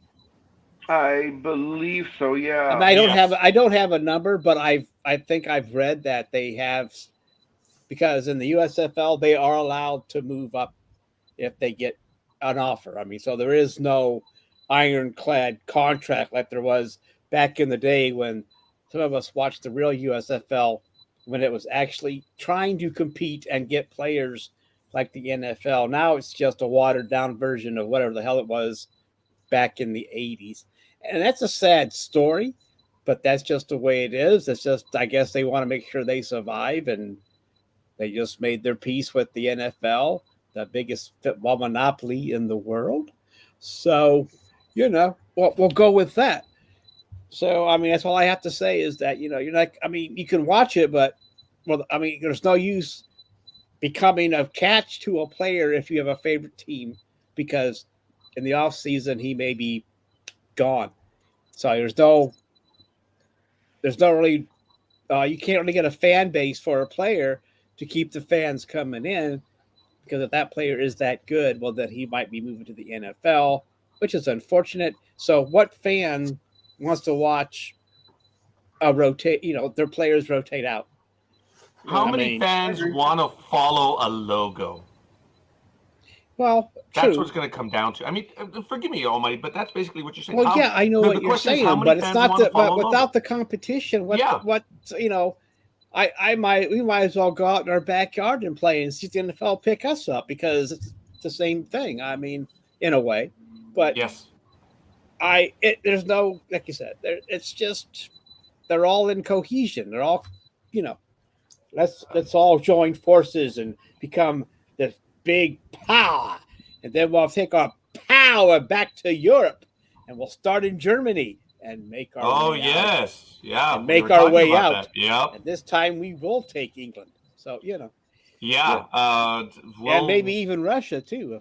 If we can't go to Russia right now, but we can, but we'd have to fight our way in again. So we'd have to leave early enough in the spring to get to Moscow before the winter. Oh, dude, thank you, Woody time. I appreciate that. That was an intellectual Woody. I appreciate that. So, there is a historical precedent for us going over there. But, folks, Almighty, you got it right there. The USFL, by my count, because I do post them from USFL over to Sports Talk with the Guys, whenever there is a signing, it is a big deal for the USFL because it does lend credence that there is talent over there. But that ends right there with exactly what Almighty said. And that's why I said, dude, it comes down to how many people are actually going to follow a logo. Because if you know that there's a chance the talent is going to go, it's going to be difficult. So you're basically acknowledging that the USFL is a minor league organization for the NFL. Yeah. And that may work. Look, I have no illusion that the USFL is, again, the new version. Let me tell you, I'm a fan of USFL, but it was difficult to watch some of these games. It was. I think all three of us playing in our backyard could have played better than some of those games. Yeah. When you said that, I was nodding, dude. But that's the first year of the USFL. It was kind of that way too. The second year, it got good. So knowing that there's a competitive league out there. But there won't be no second year of getting good if players keep moving on, because there's nothing to build on. You have to keep. These teams may have to rebuild or get new talent every year. It's not like. I'm sorry to interrupt, Roger. I shouldn't have done that, but no, that's cool. But that's what we all agree that the USFL is nothing but farm system or practice squad. I don't know if it's a no shot against you, Big Dog, but it might be more of a practice squad because that's what I was thinking. I mean, myself. I don't know. I'm trying to think of bigger. I mean, like inflated or whatever, a big, a bigger. Practice squad. I don't know what I'm looking for a word and I can't find it. Dude, I think that's right on. But I mean, yeah. Almighty's getting there, but we'll let Big Dog go with the score because he's been waiting patiently for that. And then I have something to add to what Almighty just said. So perfect. Oh, okay. Those scores. Okay. Yeah. And then once we're finished with that, I need to circle back to the NBA because I forgot one thing, and I'm stupid because I forgot it because it was pretty damn important. Oh, that was at 7:22 a.m. Yep. All right. So on Thursday, it was the Giants over the Patriots, 23-21, and the Ravens beat the Titans, 23-10. Oh. Yes. Yesterday, it was the Niners over the Packers, 28-21. Falcons beat the Lions, 27-23. Almighty's Browns beat the Jaguars 24-13. Why does that have resonance? It's structural resonance. Almighty's Browns. The Cardinals beat the Bengals 36-23, and the Jets beat the Eagles 24-21. Today's games, it will be the Chiefs at the Bears, Panthers at the Commanders, the Colts at the Bills, Seahawks at the Steelers, Dolphins at the Bucks, Saints at the Texans, the Cowgirls at the Ponies, the Rams at the Chargers, and as we all know, on Sunday it will be the Vikings at Allegiant Stadium versus the Raiders. Raiders are favored by 4. Is that the only game on Sunday? Yeah. Yes, sir. Oh, wow. Mm-hmm. At 1:25 p.m. It is not a 5 o'clock game, so make sure you be there on time because I can just see you showing up at 4:30 and the game's over. That would be funny. No, that's why I have someone supporting me in the endeavor, so it's all good. And that's why I left a day early. My flight was going to arrive at 11:15 on Sunday. And I said, 2 hours, I don't know. I could have walked across from McCarran to the stadium, but I don't want to do that. I just I moved my flight to tonight, so it was good. And I'm looking forward to it. I haven't gotten away in a little bit, so. As long as you don't end up like one of my wrestling buddies, he actually missed his flight, so he had to wait for another flight to come, bring him back here to the Bay Area. Have anybody ever missed their flight? I almost did when my whole surgery incident happened, and then, my cousins and everybody else, my neighbor that went with me to Vegas, we were explaining to Las Vegas airport that, I have a medical emergency and here's my paperwork. I just got released from the hospital. I need to get back to California right now. And they're like, they all use the radios. All right, hold the plane. We got 2 more coming. And luckily, I was able to get on my flight. Wow. I'm glad they held it for you. No, Speedy, Big Dog has every reason to let me have it. I misjudged the traffic on the first game that we went to a few weeks ago. Well, that one I did. Dude, that one. I have no excuse. I just misjudged the traffic. I don't know what I was thinking. I guess I thought I was going to the Quakes, which are 4 miles away, as opposed to the San Bernardino team, which is like 30 minutes away without traffic. I really misjudged that one. That was a total F up on my part.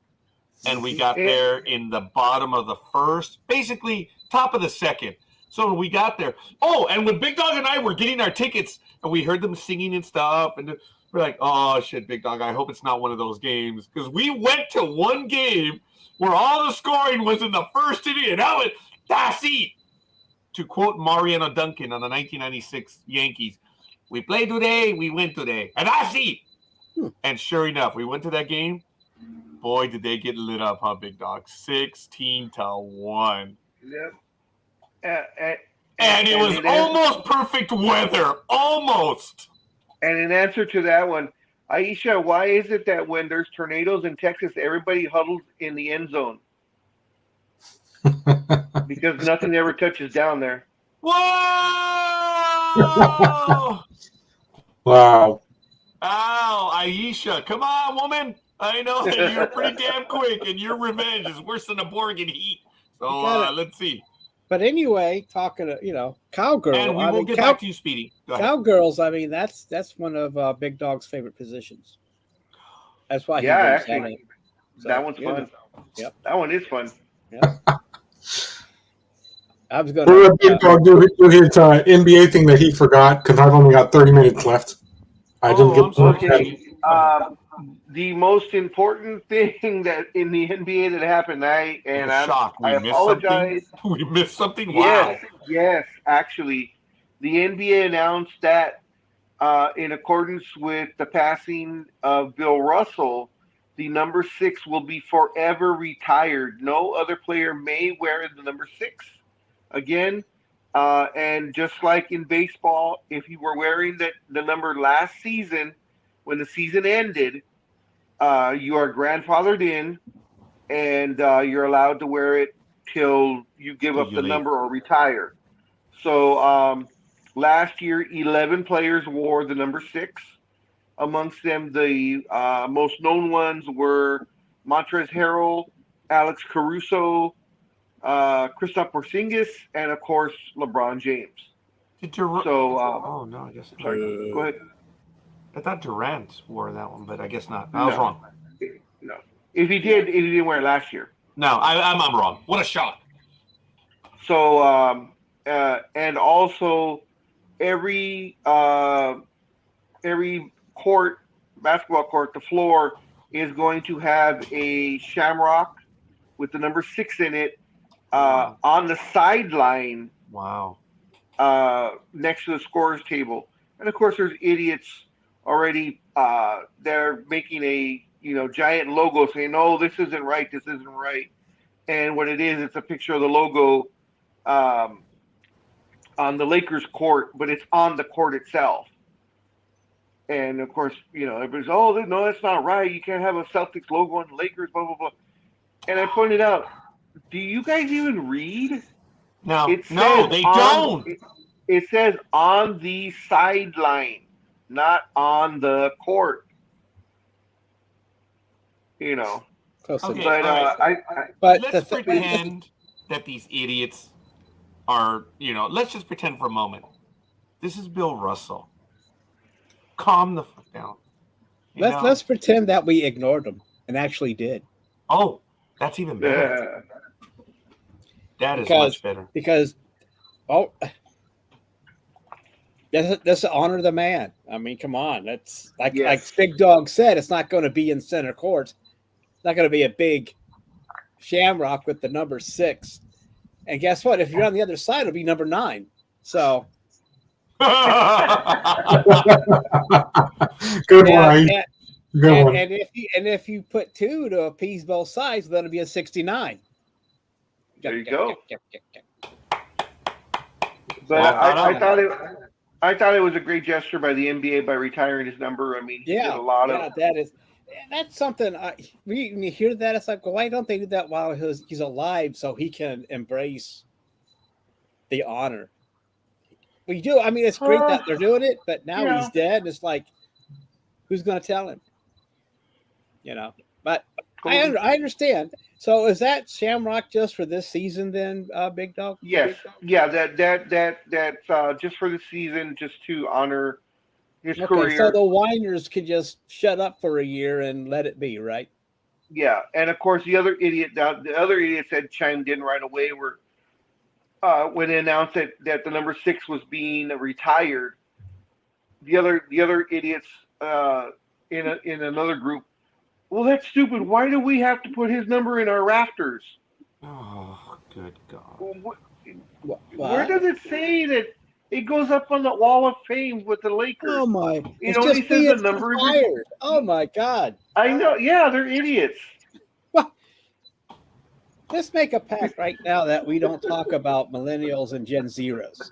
Let's just that way. I mean, I know that'll take about a half hour out of our show. We have to fill that with something else, or even an hour. But still, every week we've got to deal. There's something about these people. Yes, I know that they don't read and they miss it, and the thing is, with social media, they just go blah blah blah blah blah blah blah. You know. So anyway, Scorekeeper, thank you for saying that me, but let's move on to the Speed Man because he said he only had like a little limited time. The right? Speed Man. But before we go any further, BAs, forgive me, Speedy. Big Dog. Aisha did comment, and I know you've seen it. So she's talking about getting you flea color. Actually, I don't have fleas, but you can find a shop collar if you want. We'll talk about that. He might like a spike collar with a little chain you can pull him along with, and you can have a whip there, and you can have a whip, Alicia. And just let him have it, and think you. And I know Big Dog well enough that he will enjoy it. Yeah. If he's tired, he doesn't have. I mean, why not? I mean, you know, tie him to the bed. Oh, never mind. Let's move on. Quick update. Thank you. Seriously, quick update. Thank you. It is. So Manchester City is up 2-0 on that one. Thank you, Coffee, for updates. As you know, folks, we do appreciate when you help us give the updates. It is much appreciated. I don't think I got to the first one, but thank you for that. They're now up 2-0 over in the old world. And very quickly, folks, we're an hour and a half in. This is Sports Talk with the Guys, home of the Monday Morning Quarterbacks on Saturday. We're here on the NDB Media Network. Of course, that's Speedy right over there. That's the Big Dog, and that's Almighty on the Scorekeeper. Very quickly, just following us. Exactly when we follow, we may go all the way through, but we do have a program at 10:30 a.m. Of course, it's ever new at 10:30 a.m. Pacific time. It's on every other Saturday. And, of course, Chris Smith is on. I believe Chris's regular co-host. Excuse me, I apologize. Hannah will not be available. And the estimable, his graciousness, the indelible Mark B. Lee will be joining Chris Smith as guest / co-host. So you may want to check that one out. And that one's going to be at 10:30 a.m. Pacific time. Go ahead, Big Dog. But is it abuse if it's allowed? She doesn't want to. I didn't see it. Oh, damn it. I didn't see it. Oh, there's a YouTube video about the dumbest things Americans say. Guess they haven't found those fans yet. As for a shock collar, can't abuse the old folk. Oh.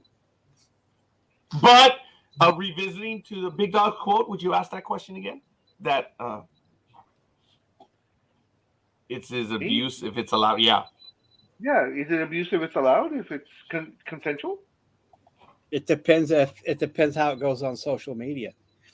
That is why. Remember what happened to last year? What we were talking about during the baseball season with the guy from the Dodgers, that pitcher.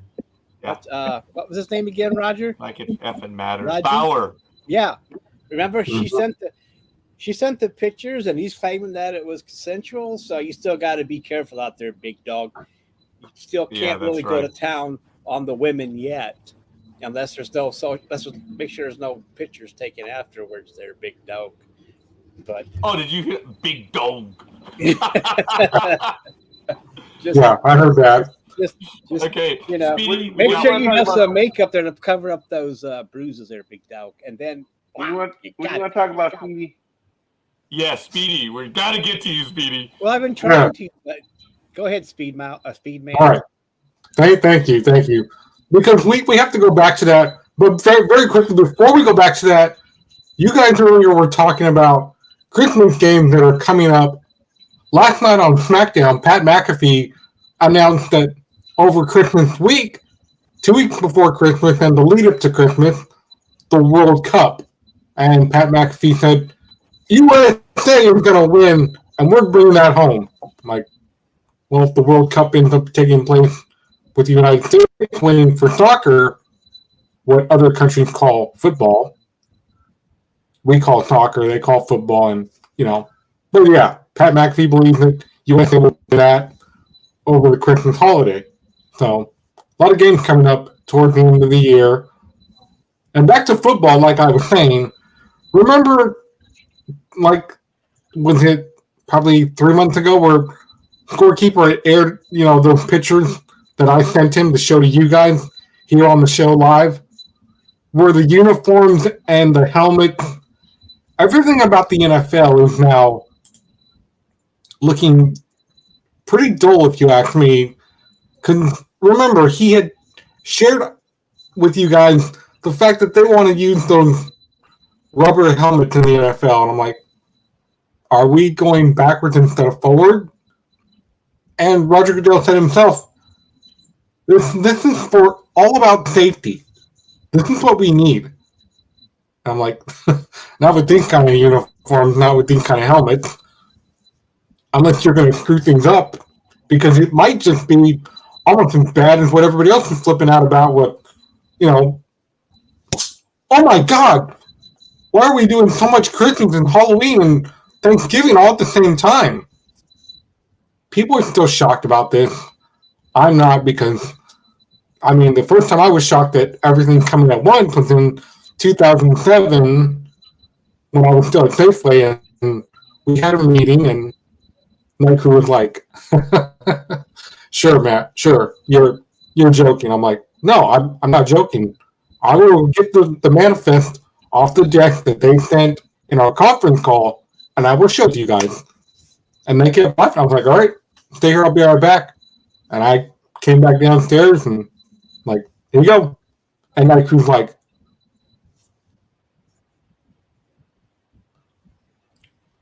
"Thanks, Christmas, No Thanksgiving, offense, Matt, Halloween." but you're talking all over there, all over the board.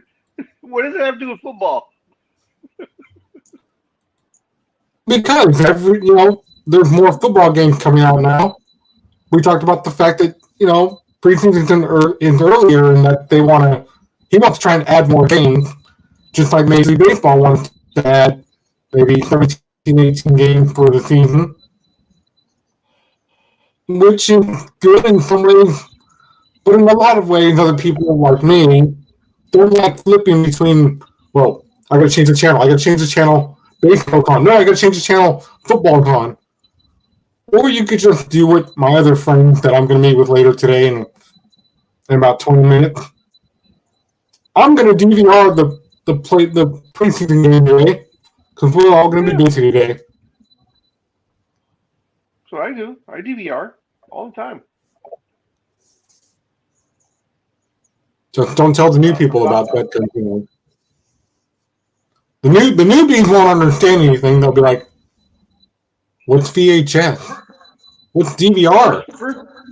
First of all, why are you DVR? Tell your friend, why is he DVRing damn preseason games? It's not like the starters even play, especially the first game. Right. I don't know. That's what they were talking about earlier this week, and they're like, "Well, we're busy on Saturday. We'll just You want to come to my house? And the other guy goes, well, we can't because we all have to be here. And I'm like, okay. I'm not privy to the conversation, so I'll just stay out of the conversation.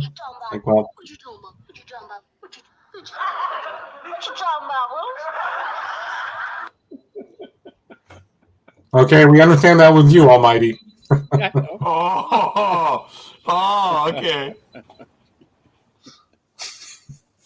A continuation of oxymorons from this morning.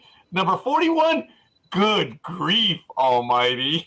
That was a perfect timing on that one. I'll have more oxymorons as I'm moving down the list as we move forward. Since Big Dog brought that one up last week, I thought it was kind of cool to get a list of oxymorons to move forward on. So I have a great one.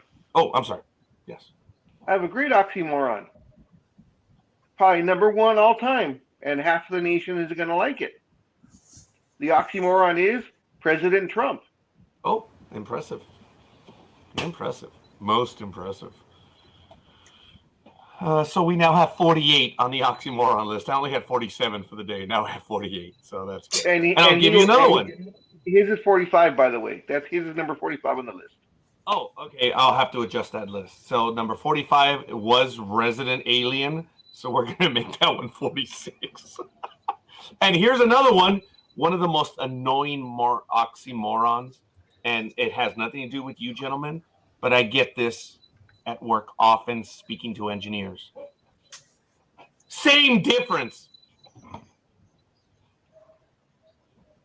The illiteracy, the jackassity. Oh my God. But that isn't actually an oxymoron. And where does it originate? With engineers. Same difference. That brings up a good point. You actually brought that perfect timing because your video, what was that about? When you were driving along and you're like, well, I guess the cops have to handle this one. Nice job, buddy. I was not driving. Yeah, that wasn't him.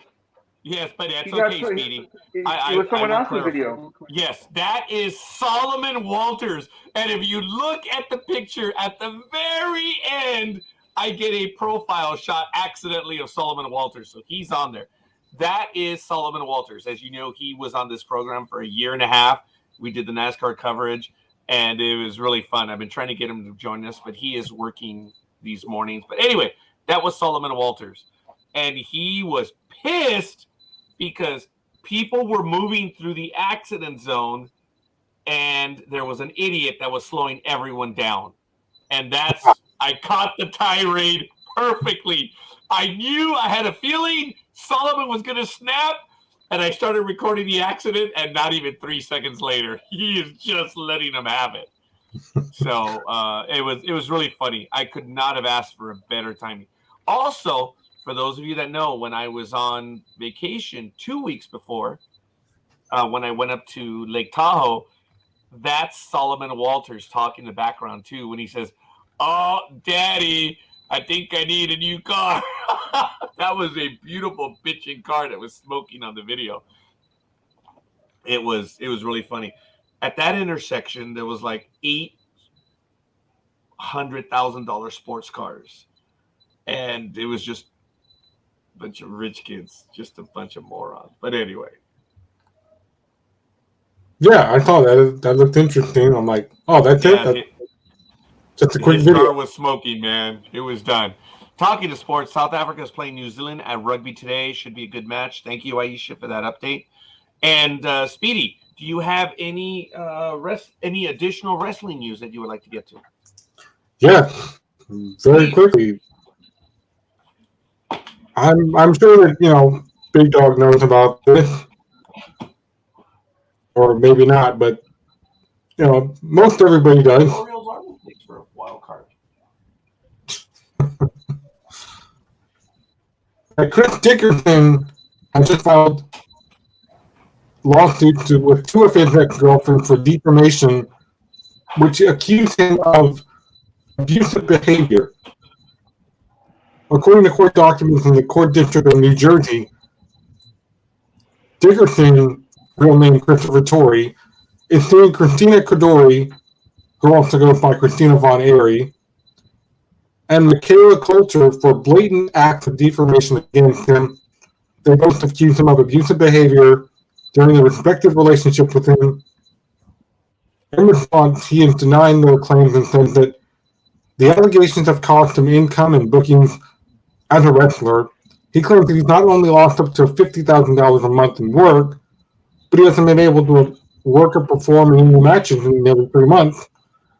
Tori cited his relationship with New Japan Pro and GCW as factors, noting that both companies have stopped booking him since these allegations began. In addition, many companies have pulled matches featuring him from their content libraries.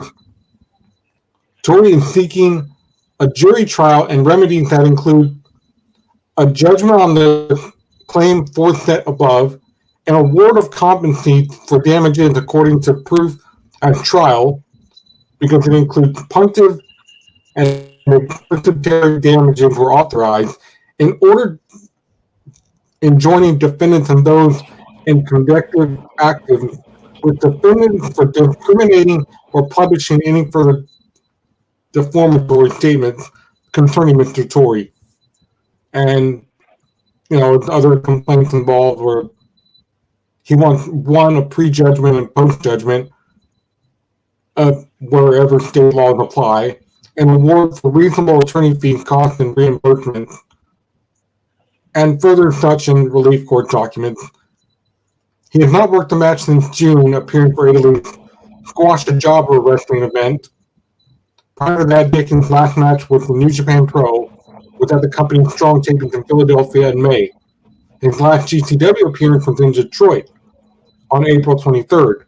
He was then scheduled for GCW's Into Deep event on April 30th, but was told immediately so he has served as a distraction to his peers. Both Christina and what's that? Okay, what wrestler is this again? Chris Dickerson. I'm not familiar with him. You're not? What's his major GCW or what? Yeah. No offense to him, but I don't think GCW is paying out $600,000 a year to him. Well, that's why he was jumping. Go ahead. That's why he's been jumping around to different promotions, because they don't pay well or whatever their thing is. Yeah, but I don't. Yeah, but he says he's missing out on bookings of $50,000 a month. That's $600,000 a year. I don't see him making that on an indie circuit. He's not one of the big names on the indie circuit. At least I had never heard of him. I don't. Maybe I'm not as connected as I used to be, but Fatu, the Samoan werewolf, I could see him earning $600,000. He's known across the board. This guy I haven't really heard of, and you say his last match was in June? Yeah. So he's only been out of work for a month and a half at most. I mean, he can't be hurting that bad. Is this related to abuse allegations in April of this year? Yes, because I've been following along closely with Christina Von Eerie on her Facebook, because I had seen her at the November 2019 show, but after the show she was like distant off by herself, and something was like, why don't you go see how she's doing? And I never did, because I was like, I got the feeling, well, maybe she wants to be left alone. But then she started posting everything about this on Facebook, and I'm like, oh, because I thought, my thinking was, well, her body just looks like that because of the match that she was in for these other promotions over the time we haven't seen her up here in the Bay Area. But no, these were from him. And then she went on to say that, well, he kept harassing her through text messaging. I'm going to your parents' house if you're not there, and you better come home, and blah, blah, blah. But then, they would get back together, and he would just do all these things, and then he would take off, and then he met with this other girl that's also seeing him. So they're now apparently going to settle this in New Jersey court down the line. Folks, as a comment, is there East and West Coast wrestling? Because I noticed that in a lot of his history, it's referred to Jersey, and he's also even been in Japan as late as 2021. But is there like an East and West Coast wrestling? I mean, there is, but it's not like territorial like it used to be. Now it's just indie wrestling, where the wrestler goes everywhere. But a lot of wrestlers, like say they live in the Midwest, so they stay with the Midwest indies because it's easier to travel because they have to pay for their own travel. So some of the bigger names, like Fatu, the guy that we met, Roger, the Samoan guy, he's known everywhere, so he travels everywhere. And probably gets maybe, since he's a big name, he may get partially compensated for his travel, or they may even pay for his travel. But other guys, that are just trying to survive, they have to book their own travel, book their own flights, book their hotels, book their own cars. All that stuff gets paid by them. And then, they hope they earn enough to have covered that, said trip.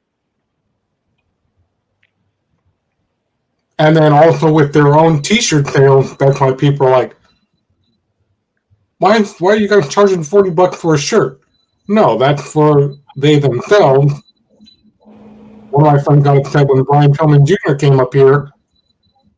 He's like, oh, well, I'm not going to this promotion anymore. I said, why? Because Brian Pillman told me his shirts are $40 each. That's almost half my paycheck. And I'm like, well, it's not them, it's him. That's a lot. Yeah, most of those indie guys, they only charge like $20. 25 most. That does seem like a lot. $40, and I don't even think they charge $40 for WWE and AEW shirts. I think those are $35. And to me, that's a lot.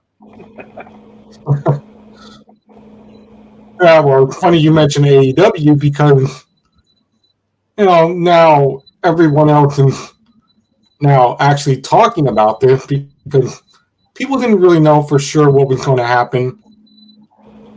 But now they're saying that apparently, and this is just apparently, what some are saying, Big Dog, is that Tony Khan is now trying to become what Vince McMahon was. Hey! A genetic jackhammer? Go to the next commercial. Promote this, promote that. You stupid idiot. No, you said it wrong. I'm like, I don't think Tony Khan would be the yelling type to just go off on the commentators. And they're like, yeah, well, that sounds like some sour grapes that they're trying, that probably Tony Khan either didn't hire or let go from the team. And I don't think he's let anybody go lately. So probably someone that wanted to come on in AEW was just like, nah, we're fine where we are. Yeah, I don't see Tony Khan do any of that kind of stuff. And why would he? It's not like the ratings are going bad, storylines are going bad, matches are going bad. Everything is running perfectly in AEW right now. It's a perfect storm. They are already recognized as the number 2 wrestling company in America. So, they surpassed, they jumped over, a couple of companies that have been around for a bit, really quick. So, yeah, that doesn't sound about right. That doesn't sound right at all. sounds like someone's just a crybaby over there. And I mean, one person this week, a.k.a. Jim Cornette, even said it perfectly. So if you're going to do that, stop being a baby. If you have never been yelled at in your life, we've all been yelled at by our parents, but, like I said earlier myself, these new generation people, oh my God, Almighty yelled at me. I'm leaving. I'm sorry. Or like when Scorekeeper, we know when he yells, they're like, hey, Get out of the way. Move it. Get off my yard. Yeah. Well, I don't. We've never heard Big Dog yell at anybody, right? Oh, good God! I No, have. I have. Yeah, I have. Generally, Um, it's I have. and I'm surprised you didn't bring it up, Speedy, because I know we're going to have you for about 5 more minutes. More money has been found by WWE upper management and and reported it to the SEC. So they needed to push back their findings or reports for the last quarter once again, because it was uncovered that Vince once again paid 2 more women off for a total of $5 million $5 million. in total. And now the total amount of payments that he's paid off to different women is up to $19.6 million in, of course, differing amounts. Okay, and But, folks, you know what yes, that sir. means? The shareholders and the board didn't get their money, and they're getting tired of all these payouts, and that's why they've gotten rid of them. That's what it comes down They're to. uncovering all the payouts. Yep. So as I said, they found 2 more. This was reported on August 9th. All right, Aisha, bye. Hope Have fun. your mom's doing well. And please say hi to her. And of course, high five the Queen. Thank you, Aisha. Thank you for spending your Saturday with us. So it's good. Your Saturday afternoon with us, because now you're going to spend it with your mom in the evening. Thanks, Aisha. Thank you, Aisha. Take care. But yeah, this whole thing where more money is now being found, and people are still like, Vincent's pulling the strings. He's still there, and like, no, Oh, no, no, he's not. no. Because if you watch Raw, you watch NXT, and going off. I thought Braun Baker, getting his crazy flips in, and then last night on SmackDown, it's like, wait, what? Karrion Kross and Scarlett are back. I've been saying for the last few weeks, you watch. Once everything with Vincent settled, well, now that we know, thanks to Big Dog mentioning it, more money was found with Vince. He's not at house shows. He's not there. You can clearly see it with the way things are being run now under the new regime. I mean, Corbin and Drew McIntyre are in the ring last night, and Drew McIntyre's like, well, if I'm not here to kick your ass, then I'm here to kick someone else's ass. And maybe it's, and then stop because music played, and out comes the members of Hit Row. Well, not all of them. I'm like, well, Hit Row's back, so this is good. Karrion Kross. And the funny thing about Karrion Kross is when he appeared on Raw this past week, the real police department didn't know that he was actually on the show. They're like, well, he's not supposed to be here. Because AJ's in the ring, and he was ready for it. He was going like this, because they were supposed to do a spot where he jumped in and attacked him, and they were supposed to get to a point where more violence erupted with chairs, but he never got to that. They escorted him out, and Raw is still on the air, and AJ's just in the ring going, come on. But they didn't let him through. So, and now Triple H is like, I need to get word out to the other guys and even security what our actual storylines are going on now, because it's under my direction now.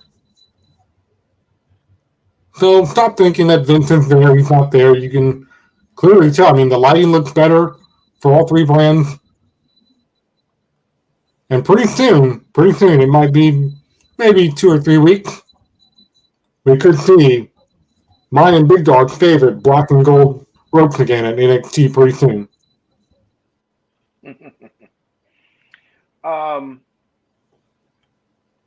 Yeah, you can see the subtle changes being done. I'm not real big on Hit Row. I watched their match, and to me, they're the poor man's version of Swerve in Our Glory, which is Swerve Strickland and Keith Lee. what's Keith Lee. They're the poor man's version of it. It's like Swerve and Keith Lee are whatever product or whatever you want to call it, and Hit Row is when you order from Wish. It's the same type of thing. You got the one big guy that's doing all the power moves, and then you got the other guy that's trying to fly around and do everything, but they're not quite up to Keith Lee and Swerve. I mean, they seeing how popular Swerve and Keith Lee are in AEW right now. They should have changed it up a bit. Instead of coming in, that they've been doing so well. But Vince is gone. I wonder how he feels, and see if I can get Almighty and Scorekeeper to comment on this. When they do the video montage at the beginning of the show, where it says, the past, the present, the future, and in the past they show his dad's picture. When they do the present, they do the video montage, no Vince, and when they show the future, it's pictures of. They do have Stephanie and they do have Triple H. So I wonder how Vince feels about that.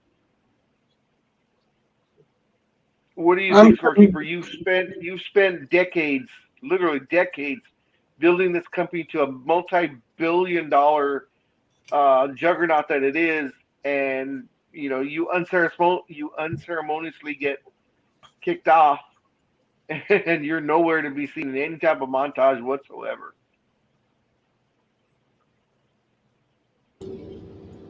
It's difficult. I could imagine being in charge of what I'm doing here, and being removed. I'm a vindictive SOB. I'll stay quiet, let them be stupid for a little bit, let them act the part, and then, comment on my own smartly, which I never do that. I'm not very smart. But I would eventually start, when they start going down the tube, be right there and ready to pounce. Because that's how immature and vindictive I am. It's horrible. Don't forget, you're not in charge or having to say so, but you still have all your shares. So you're still earning money from them. I mean, they didn't take any of that away. They just took its power away. Yeah. Right. Which we kind of surmise that may not be 100% true.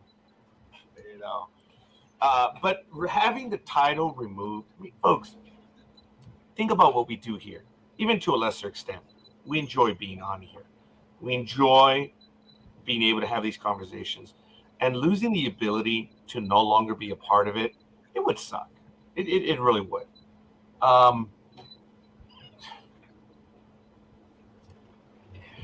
Yeah.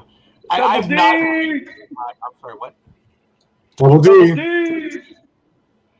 Good morning, Double D. Speedy will be in town the week of August 27th, Double D. So we are hoping you will join us in the studio.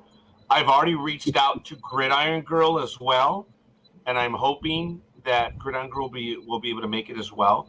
She's already been in for 2 programs. I'll give her that. Actually, a total of 3, because she called into the radio program once. But she's been here for 2 live ones, and Double D has been here for 2 live ones as well. So maybe we can have her show up. August 27th. That's the Saturday. Go ahead, Big Dog. I may or may not be available for that. I just found out it is Mason's 2nd birthday. Melissa and Miles will be having the party either that Saturday or Sunday, since his birthday is actually on the 22nd, I believe, or no, 25th. Yeah, the 25th is his birthday, which is a Thursday. So she's not sure whether she's having the party on Saturday or Sunday. But whatever day that birthday party is, I am not going to be available to you gentlemen, unfortunately. So, in addition to that, yes, Double D, you have been there more off as Gridiron Girl. I can't count the times you girls are in the running, and that's kind of cool. So it'd be kind of seriously, Double D. We would love to have you in. Speedy will be joining us. I like to see when Darla runs.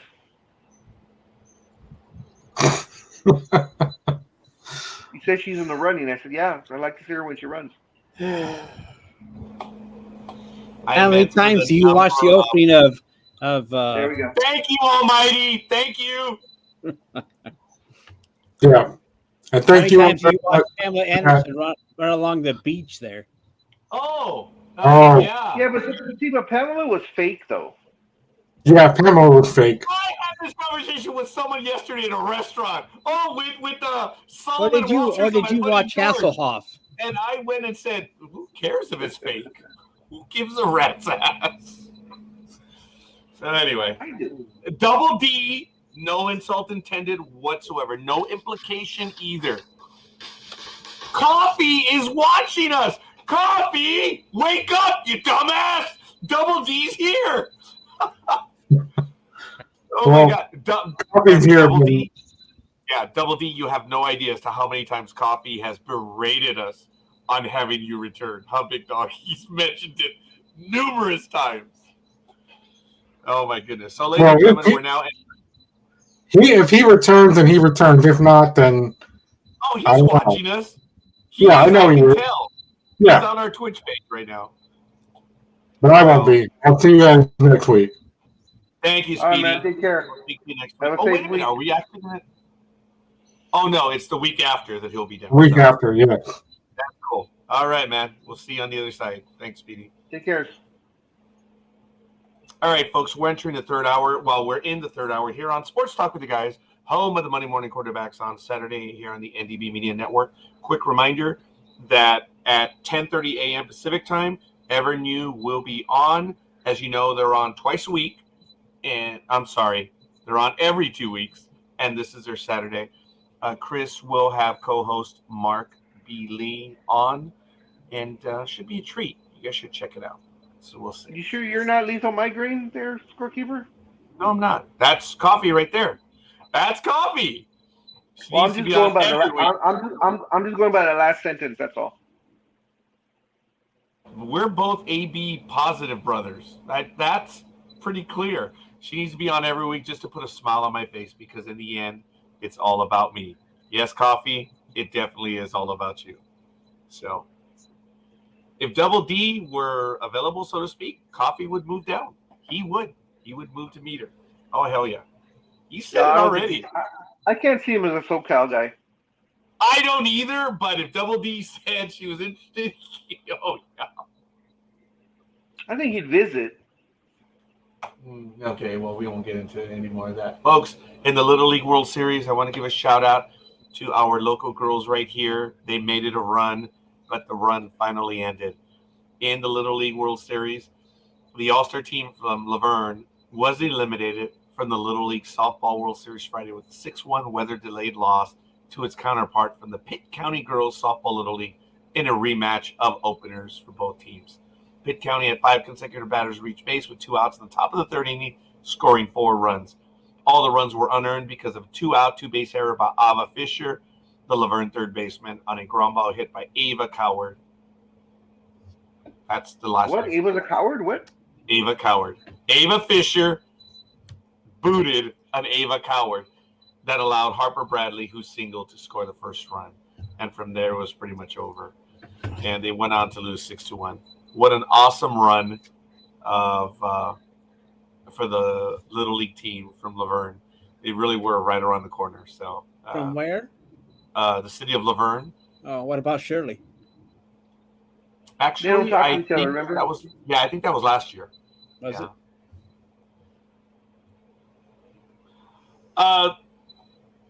Coffee, you would be the 4th occupant of this garage. You'd be more than welcome. So he already has a spot, I guess. So he would move. Double D, he's getting serious. He's getting serious. So there it is. I know. Of course he would. So I kind of figured. But anyway, 6 teams in the original field of 12 will remain in contention for the championship at the conclusion of Friday's play, which was yesterday, and the tournament is set to conclude on Monday. But once again, congratulations to the young women from the Little League softball of Laverne. Congratulations to them. How are the boys doing? I'm sorry, Big Dog? How is the boys side doing? Do we have a lot of American teams in it, or do you not know? I do not know at the moment. I'm going to have to look it up right now. No problem. But we'll go ahead and continue. Big Dog, what's the next story that you would like to get to right now? That's been about it. I mean, we talked about Tatis, and we talked about Bill Russell and Cupcake. So Durant. Well, I know there's some other stories that we have in the messenger. If you could take a look in there while I can look up the Little League World Series stuff. Coffee has always been absolutely awesome on posting articles throughout the week. Or it might have been a thin week, but I do want to very quickly mention that prior to the beginning of the season, James White retires. What was that, Big Dog? I was gonna say there's nothing in the in Messenger. Or did you mean email? Because I know the last time you commented in Messengers when you called us all assholes. No, that wasn't the last thing. There's more in there. No, not in Sports Talk with the Guys.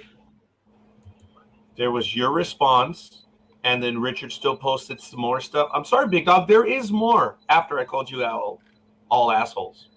I see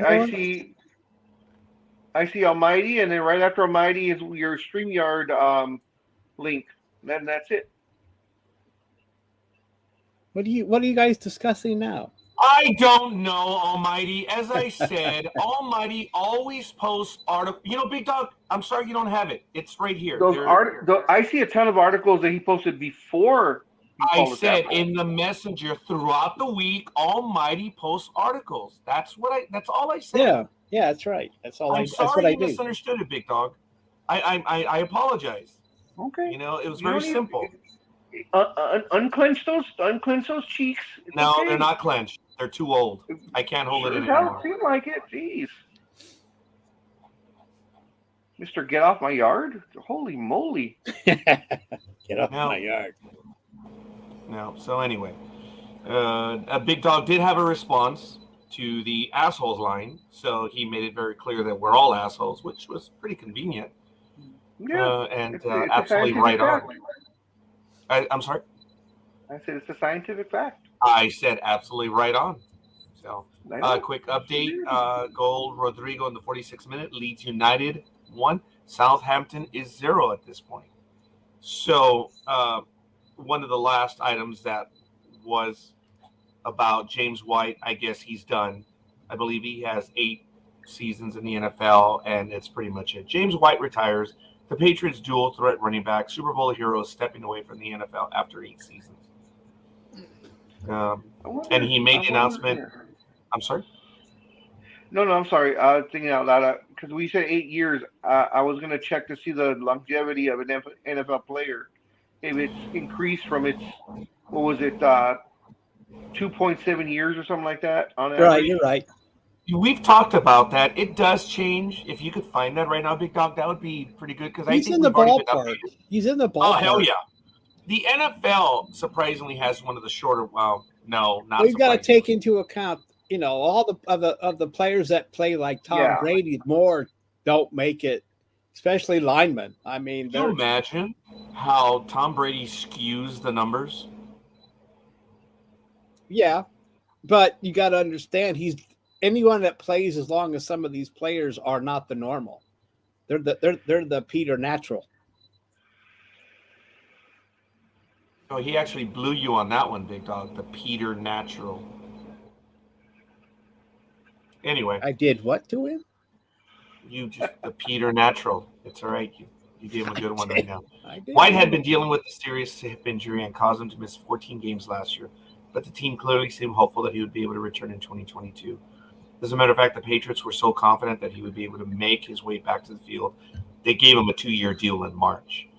Despite the hip injury heading into 2022, White had hoped he could play this year, but as recently as July, he realized it's not going to be possible. So he was having trouble, and it's pretty much done. It kind of sucks that he did it, but then again, he did it at least before the first game. Doesn't matter if it was 1 minute before or if it was 2 days before. It's done, and at least they're going to have a chance. Did that article say what? Did he retire because of injury? Yes, it was a hip injury. That Okay, it was I just did. not Okay, going I did read that. So I guess he tried to carry on he tried to make a go of it, and he decided, well, Yeah. so he said, I better get out before I get hit and really screw it up. So Yeah, all right. I think he says that I even did as of read July. it. I did read the article, and then you said the hip. I wasn't sure. I couldn't remember. I read it like earlier in the week. But I'm sure Belichick will get over it, and Asher will make the proper adjustments. And the big dog will probably see a new running back. When he goes to the game. Perhaps. White did comment that early as last month he was still walking uncomfortably. Can you imagine that, guys? I could see that, yeah. Yeah, if he's still, just walking, that's a bummer. And the average length is 3.3 years. Really? It's gone up. That's up from Yeah, the that- last numbers that we've been talking about. Yeah, I last remember I it being heard, 2.7. I the don't know why last that I number heard was sticks in my 2.5. mind. Okay, so it's gone up considerably then. But that was a long time ago, too. I think it has. And we have another update, folks. Thank you for. Oh, actually, we have several updates, and I apologize. Arsenal in the 53rd minute is up 2-1 over Leicester, and 2-1. Sorry. And now at the 55th minute, they scored again. So Arsenal is up 3-1 over Leicester City. So, very good. Almighty. Yeah. Story you want to get to? Okay. All right. So, real quick, but not real quick. It's going to take a little bit. Paul Brown Stadium, where the Cincinnati Bengals play, has changed its name. It will now be known as Payco Stadium. Oh, okay. And so, according to Mike Brown, who was Paul Brown's son, he claims his father would be all for it, for making the extra cash. Now, remember, Paul Brown is a famous NFL coach who made some innovations back in the 50s. And as you know, he invented the playbook, he invented scouting, he invented the face mask, among other things. He coached the Browns to several championships in the 50s. But anyhow, it's Payco. Payco, they lead in leadership. I brought it up. I got their website here, and it sounds like they don't do much of anything. God, where did I put that? Anyway, where did I put it? I know I brought it up. Oh, yeah. Payco empowers leaders to build winning teams. So I guess the Bengals think they might help them finally win the Super Bowl. I don't know. But that's what it says. That's the first thing it says on their website. And it shows people serving coffee. So I guess I don't know how that translates to football. But I'll post their but anyway, that's the name. That's what they're going to go with now. As you remember, the Steelers changed their stadium name. It's no longer Heinz Field. It's that other I can't remember what it is. But they just changed their name too. Yeah, they're an insurance company or something like that, right? Yes. Ooh, yeah, the assurance or something like that. We talked about that. Was it ASS? URE, something like that. Something like that, yeah. But I'm not quite sure. But I'm not sure. But anyhow, and on an added note, Oh, is that a bonus? where are you? Where'd you go, Roger? Sorry, my shoelace came Look at undone. your balls. Now, what I'm going to tell you. Oh, I can't reach down there. As much as God has given me the ability to move, he cheated me on that one. Okay. However, there may be a cog in the Asio. Yeah, whatever. Yeah, it sounds good. I like it. But the city council in Cincinnati says, whoa, hold on a second, bitches. Because they claim that the name change needs to be negotiated with the city so the taxpayers can get their cut of the Of course. $16.7 million a year that the Bengals will bring in.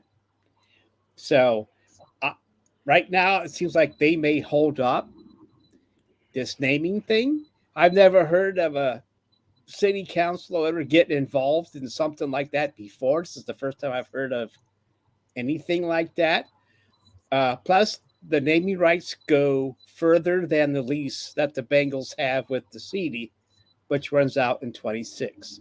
And I think this is like a 13 or 16-year deal.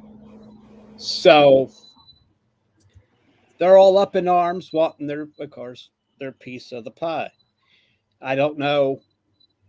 I mean, they say taxpayers. I don't know if they're going to split it with the taxpayers. I doubt it. They might. I don't know if they're going to put it in their pockets or whatever. They're going to put it in the general fund.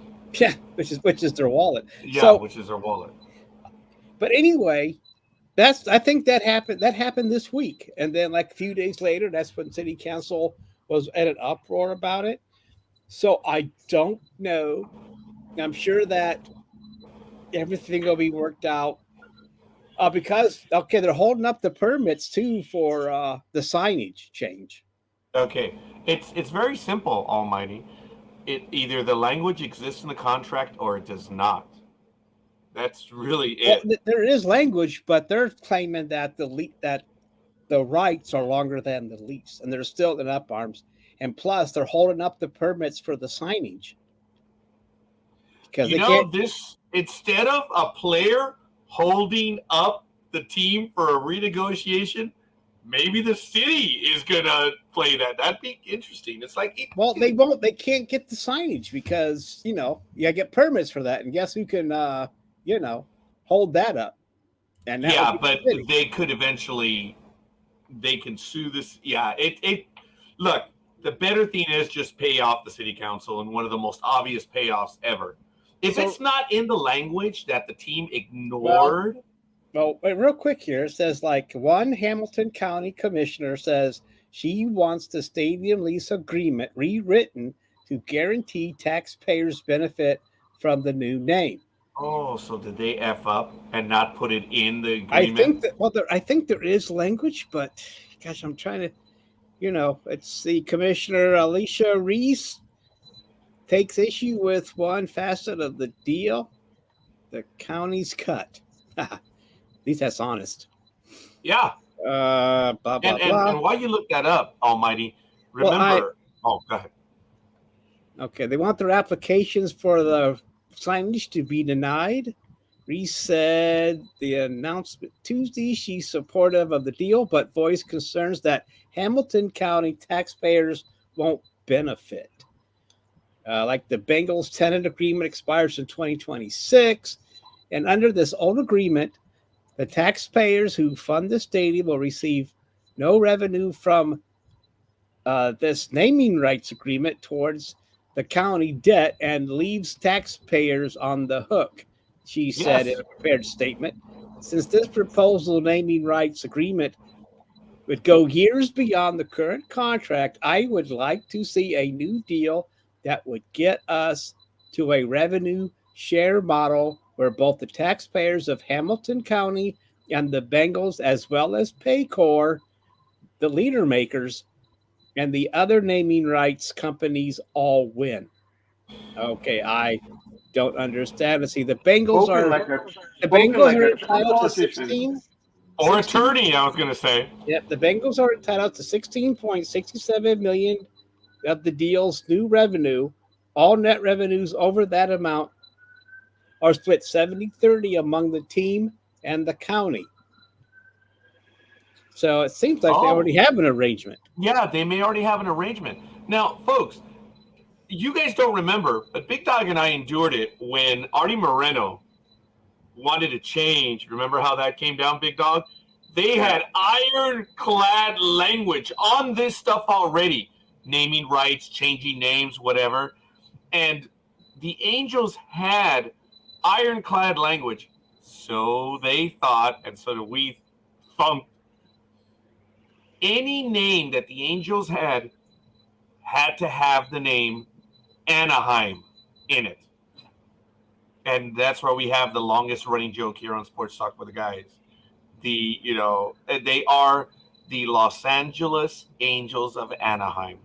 That's the correct name, right, Big Dog? Yes. Yes, that is the correct name. Well, So anyway, it the was commission. in there. I'm sorry. Go ahead. No, that was my last thought. Go ahead, sir. I'm just saying Hamilton County has their lawyers looking over the contract right now. I guess they want to make sure they get paid. And so this all has to be figured out before they get any permits to change the signage. And I would imagine that if the Bengals have signed a lease, I'd imagine that it's supposed to start this year. So the Bengals would have to be in a hurry to get this deal done, to get the signage done, because they've only got 4 weeks to get this done, to get stuff done, or maybe it takes place. I don't know. That's awful quick, though. I think that would. Can you make signage that fast? I have no clue. You know why? Because they already have it. They already have it. But they still need. I'm just saying. Anyway, I've never seen this before where someone stepped in like that. So, I mean, it's pretty interesting. Anyway, that's the news with the Bengals. So they've been known as Paul Brown Stadium, almost forever. So this is another iconic name going by the way of greed. Yeah. Now, do you see this as maybe an indicator, since they're saying that the lease is up soon with the Bengals? Do they have maybe in the back of their mind a feeling that the Bengals may leave that stadium? And I think they want to make sure that they get. I don't know. I mean, I know it runs out in 2026, and I don't think the Bengals are going to go anywhere. Now, where are they going to go? Seriously. I mean, who would, right? I just think they want to make sure they get their cut. And I don't know why they're throwing taxpayers in there. That's like, okay, this has nothing to do with taxpayers unless you're going to use the funds to, like Roger says, general fund, where they can do construction work and pay for their dinners and hookers. But remember, don't. Whoa, that has nothing to do with my trip this weekend. Nothing. Remember, if you get a hooker in Cincinnati and go over to Kentucky, don't write a check. That's why Springer did not become governor of Ohio. So it's always so. Just take a cue from Springer. And why would you write it? He wrote a check anyway. The first full-time London team. I think they'd probably get a brand new team. So who's going to go to Germany? Is that the Jags? No, the Jags. You generally want to send losing teams overseas, but anyway. Well, then that would be anybody. I don't know who that would be. That would be the Raiders. The Dolphins. The Dolphins, yeah. Who's going to Mexico City? The Dolphins. Well, it couldn't be the Dolphins over in Germany. They'd have to change the name to Gestapo or something like that. But the Kriegsmarine, or the Berliner Kriegsmarine. I mean, maybe they'd be known as the Goose Steps, and I don't. Oh. They could go to Germany. Well, the Vikings would go to Norway. There you go. What was that? I was going to say, I didn't know the goose step is illegal to do in Germany. And if you try and do that, they throw you in jail. And the reason why I know that, the reason why I know that is because you did it. JBL, John Bradshaw Layfield, a wrestler, about maybe 10 years ago, when he was still wrestling, they did a tour in Germany, and of course him being the bad guy, of course he played to the crowd, and either during the match or right after the match, he did the Heil Hitler and the Oh. goose step Oh my God! and the goose step. So he got And- double whammy. And the second that he got out of the ring, the police were already there, Really? taking him away. And Vince, I guess, had a song and dance his JBL out of jail because they were going to throw him in jail, and they said it's like a 5 or 7 year jail term.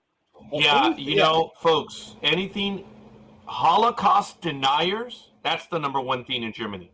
If you deny the Holocaust, that's almost instant prison time. And I know that you can't do the Sieg Heil. I didn't know the goose step.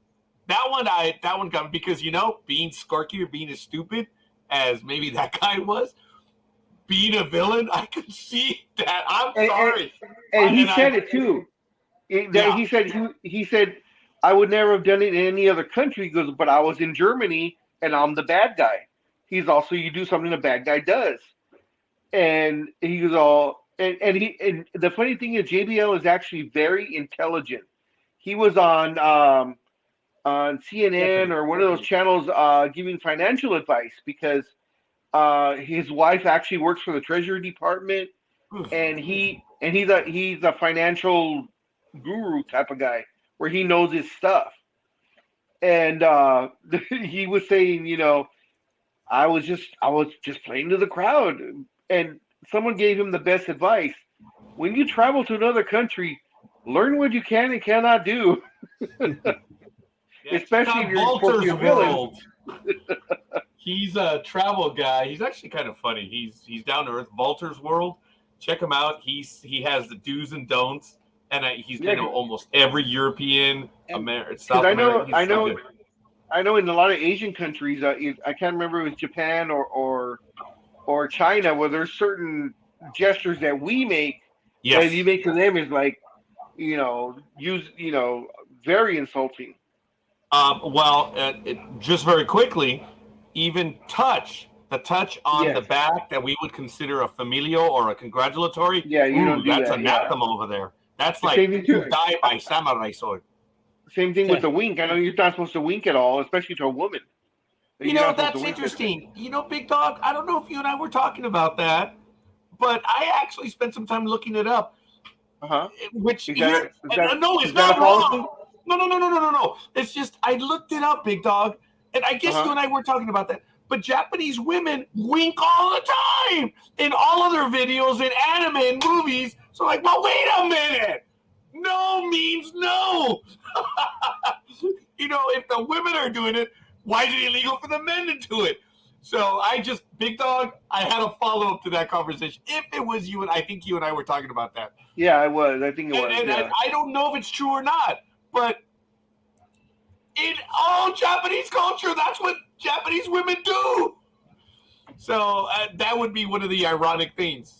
No means no. If you can't, they can't. But let me see. In any video game showing Nazis are banned in Germany. Bethesda's game series Wolfenstein, for example, is banned. The Wolfenstein series is basically what if the Nazis won World War II. Yes. Thank you, Coffee, for that. It follows. But, yeah, Big Dog, next time we go to a baseball game, we'll have to talk about that a little bit more because we spent some time on that. And, again, I didn't find anywhere that it was illegal, but I just thought it was funny that all Japanese women in media, print, anime. Here we go. It says in China. About this: the Japanese women celebrate Penis Day.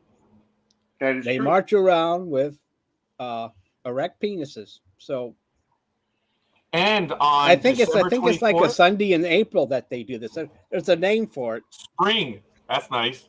You guys know that in Japan, especially in Tokyo, a big deal is they don't celebrate Christmas over there in the same manner that we do, but they actually do celebrate Christmas.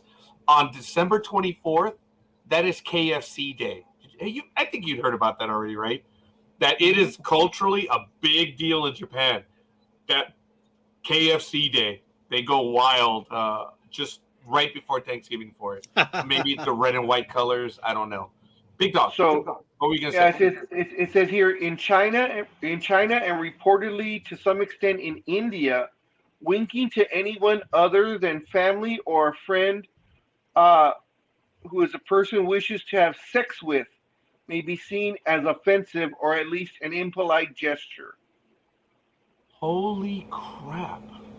So, okay. So in Japan, we'll ignore that. But in Yeah. China or India, yeah, you know Yeah, what? it's to some extent in India. I can see India, definitely. Yeah, I could see that. Yeah. Wow. Holy crap. Next time I go see my doctor, Usha Mantha, she's of Indian descent. Next time I go in with something to my eye, I better be careful. I better not weep. She's taller than I am. Holy crap. You'll kick my ass. She's taller than you? She is tall. Wow. Yeah, she is like 6'2". Wow. Yeah, she's a tall lady. Yeah, she's really nice too. Go And make Madison, sure you don't go in there eating a meat sandwich either. Yeah, her whole thing is if you lose a pound, she's happy. Yep. I'm like, well, I posted an important link in the chat room. I did. I apologize. I am so sorry. Kanamara Matsuri, why don't you tell us about that one? Who, me? Yeah, It's the Festival of the Steel Penis. It's a steel penis? I think that's the translation, I believe. So I was about to put it back in our chat room. What a dumbass. But anyway, yeah, it's the Festival of the Steel Penis. And it's held each spring. Big Dog, in honor of Big Dog. Yep, in honor of Big Dog. The exact dates vary. The main festivals fall on the first Sunday in April. The phallus, as the central theme of the event, is reflected in illustrations, candy. Hey kids, you want some candy? Oh! It's a penis, carved vegetables, decorated, and a Makashi parade. I don't know what that means, but that's the Makashi. Yeah, the Makashi. Yeah, I'm very familiar with that. The shrine is part of. Wasn't that an episode of Star Trek?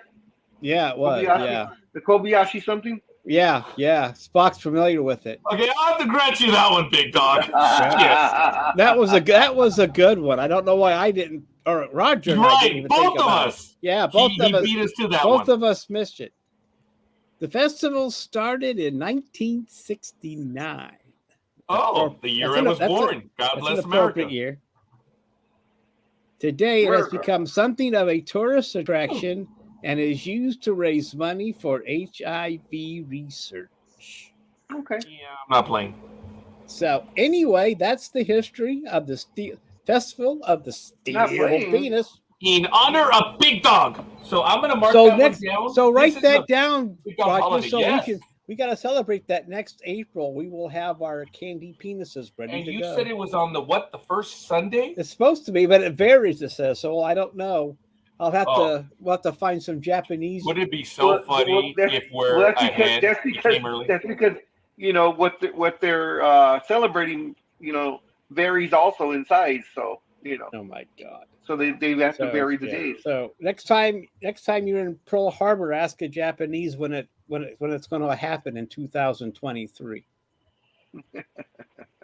So I'm putting Kanamara Matsuri. Yep. And remember, Captain Kirk beat that. But he cheated. Yeah, he did cheat, but he still beat it. Okay, folks. Big Dog alluded to this earlier, and I'm going to go through what was said. And I really had no other response, and that's why I said what I did. Because it was very funny what both of these guys posted, and to just let it go, I was like, well, shit, I don't have a response, so assholes. That's why I said what I said. But you also called Roz an asshole, too. Yeah, Roz knows it was not directed at her. So, here's the first one. This was where Almighty said that Mayfield will be the starter. And then Peter posted, what is the top Star Trek moment? # Star Trek. And Big Dog put, his favorite moment is when Darth Vader told Luke he was his father. Puts a bunch of emojis. Miss you, Roger, with the big heart. I hadn't seen it yet. And then Roz, Roz did comment. But hers Yes, was it not is. disrespectful. That was very good. That was in the Picard episode when he was against the Cardassian. There are 4 lights. When he was being tortured, the Cardassian was getting him to say, there aren't 4 lights, there are 5 lights. And that's when he yells back. Which Kardashian was Oh, any one of the sisters. The bigger Okay. one. What's her face? The one that dated the basketball player? Yeah, It doesn't that help. They all did. Oh, fair enough. Okay, breaking That was fair. news. Oh, Breaking news. all right. Breaking news Ladies here. and gentlemen, we have breaking news. Go! New York Jets quarterback Zach Wilson is expected to miss 2 to 4 weeks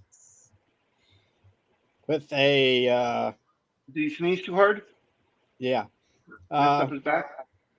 with a meniscus tear and a bone bruise. Ooh, Bone bruise. Oh, bruise.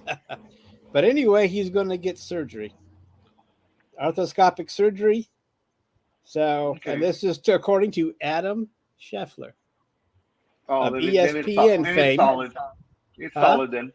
It's solid. So- It was from Schefter. So it looks like he may either just miss the last 2 preseason games or the first couple games in the regular season. Wait a minute. Did it say Or whether more. did it say if it was his right knee or his left knee or was it his shoulder? Or? I didn't say it didn't say, no, it's a knee. Yeah, I It figured didn't was say knee, which, yeah. it didn't say which knee. It just said he didn't get that much information, I guess. I since it's happening now, if you said the Giants, right? Jets. Jets, New York. If I were the Jets, if it's the knee he plants his foot with, I would take an extra couple of weeks. I'm trying. Just It to be on the doesn't. safe side. Okay, it doesn't. Gosh, it doesn't even say where it is.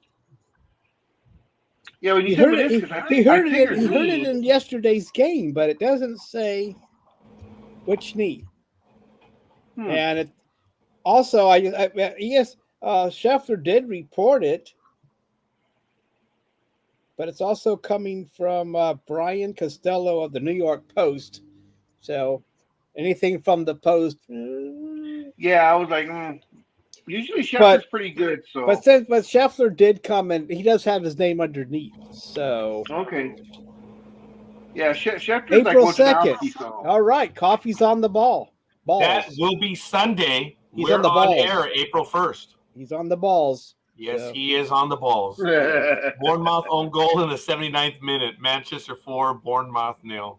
So they charitable cause I goal. don't know, but that article did not say which knee there, big dog.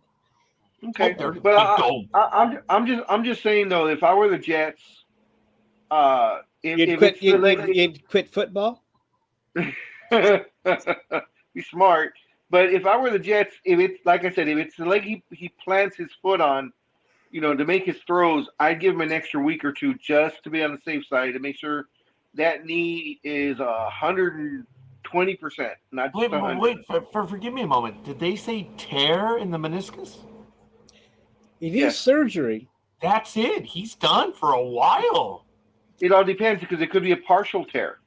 Well, I'm trying and to get more. I'm trying to find more information on this. And it's his meniscus, not his ACL or PCL or MCL. Well, when they use words that are disgusting as such, it's like or his ligament. So it's just the meniscus. So usually that heals pretty quickly. Okay, his ACL is intact.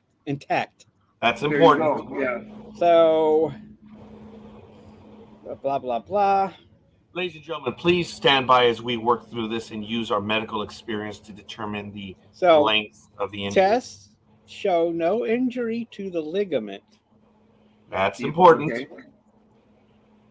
But he did suffer a bone bruise, and That that sucks. there are more tests being done to determine if he also injured his meniscus.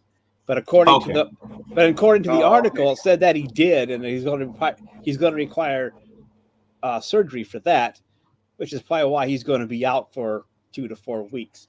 But Yeah. it seems like there was no structural damage. season-ending injury to the man. And I believe, like you say, Big Dog, they still have to be careful with it, no matter which, Oh yeah.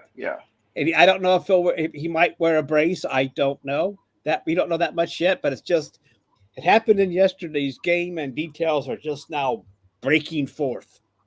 What you looking at, Raj? Bursting through our genes. ESPN. You have a very quizzical Well, look on your face. ESPN, and I got also info from Pro Talk Football. I don't know what they're playing, but the girls look cute. But there's two How do we go girls from and Zach two guys. Wilson to cute girls? I Two girls don't and know two what guys. they're playing. Is it intergender volleyball? That's volleyball? No, I don't know what you're watching. It's on ESPN right now. All I see is your wonderful face. Oh, thank you for that, Big Dog. All it is there's two concentric rings, and in the middle there's this orange like net, and they're playing with the ball, which is about the size of their hand, and they're bouncing it off the middle ring, and everyone's trying to hit it. I don't understand. I've never seen this before, but the girls are cute. Is that ESPN, ESPN 2, 3? What? ESPN. Oh, wait. Right, No, wait. It may be ESPN too. All right, Sorry, Big Dog. let me check. I'll go on my phone. And If anyone knows what's going on, the girls are cute. I'm sorry. That's all I saw. And athletic. Wow. Anyway, as we get over We're not going to get over that. Roger's sportsgasm. Okay, ESPN for me. For what she just did, yes. What are you watching? Oh, okay. Let me see what that is. I really don't know what that is. It is supposed to be the Little League World Series, so that must be on a rain delay or something. Wait, whoa. Oh, all right. You guys are. Thank you. I was worried when you said Little League World Series, and Roger's going. No. No, well, nowadays I can't tell, but they look pretty much legal. The guys are. We better stop while we're not ahead. It's a little trampoline, is what it is. That yellow thing. Oh my God. Yeah. Anyway, don't know what it is, but it looks okay. So what it looks like they're doing, Almighty, they bounce the ball off the little trampoline. You know, it's like one of those little trampolines that you run on. Mm-hmm. So they're throwing the ball off of that, and it's the other team to not let the ball hit the ground. And it looks like they can only use their bodies. I don't see them using their hands. Oh, they are. Other than the initial guy. Wait, whoa. What sport is this? Again, I have no idea. It's on ESPN 2. Here, hold on. Let me see if I can. There we go. What the fuck are they doing? Oh, they're on a field?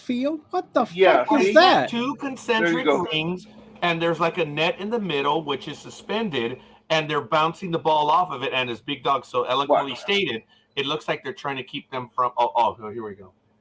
Big Dog's getting that already. Is that some way to become? He's gonna. They're Title describing 11, the game. Title 9 compliant. Probably. Oh my gosh! Look at this. They're dancing. Oh my God! Look at this. They're dancing around. That's the most exciting sport. It's the new number one sport in America. NASCAR's been replaced. What the fuck? I mean, what? Oh, what is this? Okay, I think it's being played everywhere allegedly. So it's a call. Yeah, it's a college thing. Yeah, there it is. Yeah, but they have uniforms and everything now. That's interesting. Oh my! Look at that. Oh, he got hurt. They can have injuries too. Oh, they hit the wrong ball. What a shot! My! He hit the wrong ball. Well, that's kind of creepy. Him all getting up and she's still on her knees. Yeah, that's kind of creepy. Well, she was going to massage it. She's a trainer. Ladies and gentlemen, Sports Talk with the Guys, home of the Monday Morning Quarterbacks on Saturday. You just don't get anywhere else but here. This is what we what is it? Seriously, Big Dog wanted to know why I was distracted, and I was like, "Well, there are two cute girls in the event." That's all I was watching. You don't know what? Okay, here we go. It doesn't say what it is. No, because it's paw. You know, we don't have it. There we go. What the? Wow. I don't know. Wow. I 8-8. And they even have sponsors. That's interesting. Oh, what does that mean? Is that the next Olympic events? Oh God, probably. I guess that was like a foul because he's going to do it again. Still 8-8. I'm way behind the big dog. I'm about 15 seconds behind. See, Because he already has 9-8, I think. Do they have paddles or just their hands? this their hands. Yeah. So the object is to bounce it off, and the opponent has to bounce it back on it again, and it can't hit the ground. Once it hits the ground, then the point goes to the other team. Yeah, but we don't know what it's called. That's all I mean, all I know is that we're trying to figure out what it's called. I have no idea. Yeah. It looks like it might have started on TikTok. Oh, probably. God. All I know is that it's Miramontes and Murphy. The girls are actually Monets. And Allen and Hammond. And Miramontes, Murphy won the first one. We 15, better 12. start following. See, if we knew what that sport was, we can follow. And this it is report on it. this is the finals, by the way. Oh well, we better Finals get. We're way behind on this sport. We should have been the first to report on this. Maybe we are the first to report on it. I don't know. We are reporting on a sport that we don't know the name of. Sports Talk with the Guys, home of the Monday Morning Quarterbacks on Saturday, ladies and gentlemen. We end our third hour. We're going to be going into our fourth hour in about 8 minutes. Just want to get that one in. We are. No, we're not. We're ending our third hour. Anyway. But thank you, Almighty. You know everything. I don't know anything. So I went to the Twitch TV, NDB Media, and I was surprised that it said that it was for mature audiences. I had to click OK. Guys, it's called Spike Ball. Okay. Spike Ball. Spike Ball, and they are. Oh, there it is. Yeah. They're in Belgium right now. Yeah, as a matter of fact, as you put that up, Coffee said round net. And yes, I guess it's the round net tournament, which was shown up on screen right now, but it is Spike Ball. Yeah. Spike. So I think both of you are correct on that. The tournament is round net, but it's called Spike Ball. Okay, so it looks like it's a college thing. Something you would play in in the dorm. But you said they're playing in Belgium, right? Yeah. So it's a Belgium thing? Well, it also said something about Utah 2022. So I don't know if it originated in Belgium. And we're going to have to research that for next week. Thank you, Almighty, because I'm not. Because I'm going to be. Yes, you are. You're in charge of. You're in charge of Spike Ball. Oh, I am. All right, guys. And when you report on it next week, you need to be wearing a spiked wig. Here we go. This is how you play Spike Ball. It says a player starts a point by serving the ball down onto a Spike Ball net so it ricochets up at his opponents. The returning team has up to 3 hits between them, which is called a think bump, a set, and a spike, to return the ball back onto the net. The rally continues until the team cannot return the ball onto the net within their 3 touches. So it has essence of volleyball in it, since there's only 3 hits in volleyball. So, and you have to be able to return it to the net. Wow. So the highest governing body is the International Round Net Federation. Oh my gosh. Everything. The IRF. Oh God. Not too bad. I flinched because he said IRF. I heard IRS. Hey, I hear they're hiring, Roger. Yes, and folks, let me put an end to all of that. There's a lot of people saying, "Oh, they're going to hire 87,000 auditors." No, it's not. There's so many different levels and stuff. It's like they're not going to hire 87,000. They're going to hire 87,000 people and yes, about 3 auditors. Yeah, and about 3 auditors. And they have to be able to use lethal force. Okay. Pay up or die. That was and the lethal force is that little red marker. Disallowed. Disallowed. Disallowed. Disallowed. Yeah. Look at how he's flinching when I'm saying disallowed. I think I'm getting him sick. So, I mean, how do you answer that? I mean, oh! Oh, I like it. Yeah, Yeah, I like it, all Coffee. right. I can't argue with that, math. True story. A true story, yeah. All I'll say is that I hope that maybe at least 30% of those 87,000 hired will go to the phones and actually so they can actually answer the goddamn phones. Well, And allegedly. you won't have to wait for 6 hours. Big Dog, this year, Yes, sir. the biggest thing was they're not even answering. They were talking about a 95% failure rate. There just aren't enough people to call in. It was COVID, people. Everyone was at home. See, and a lot of people were mad because they were saying that, well, why aren't these people working? Well, for two reasons. Number one, you don't want your personal information to be on someone's personal or computer laptop while they're at home. That's one. Because, if you have a computer laptop with personal information, you say, oh, well, it's secure and everything. No, it's not when you have a phone and you can take images and it's private information. But anyway, that's number one. And two, the computers are so damn old with the IRS that they can't take that shit home. They cannot. So we'll see. Are their computers still taking up one room and have these big little spinny wheels? That The is big, not the big IBMs. that is not too far from the truth. They're old XTs and ATs. And the problem is when they try and get a new laptop, the way the government charges, laptops cost them, like $15,000 each for an i3. Well, luckily they passed that bill. Yeah. So meaning that they're coming after all of us. That's what it is. So it's all right. It's all right, folks. Anyway. An auditor for each person. Yeah. Look, 87,000 people is nothing when you consider the size of this nation and the task of the IRS. If they had 87,000 auditors, we'll find out in the upcoming season if anything is worth the while. No, we're already finding out now. That's why when Big Dog was saying what he was saying, I'm just like, do we have to talk about this shit now? No, but I couldn't make that face up.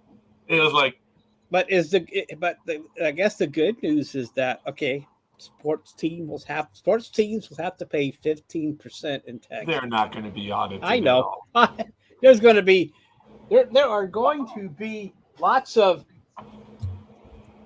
loopholes for them to get a discount. So you better. Almighty, I love both of you. All I'll say, Almighty, is if we ever get the chance to all get together, holy crap, in one spot, we have to play poker because you and I will clean this man out with that poker face of his. With whose? His? Roger. He has no poker face whatsoever. Okay. Okay, all I want to say is you remember that. I will.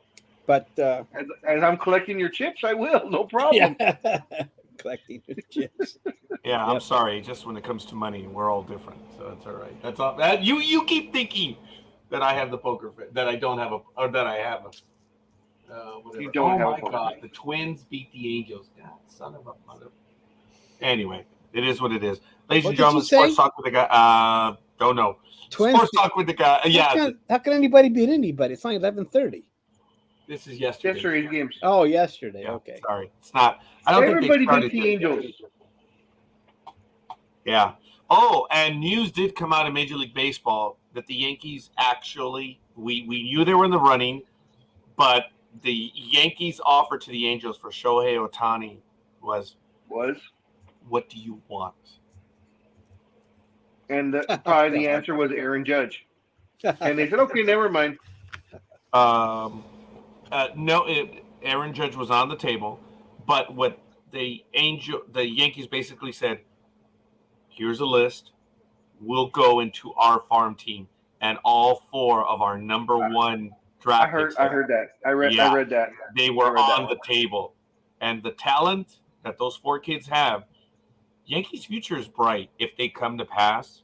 And Artie, I know Artie made it a point to tell everyone here in Southern California, Shohei's not going anywhere.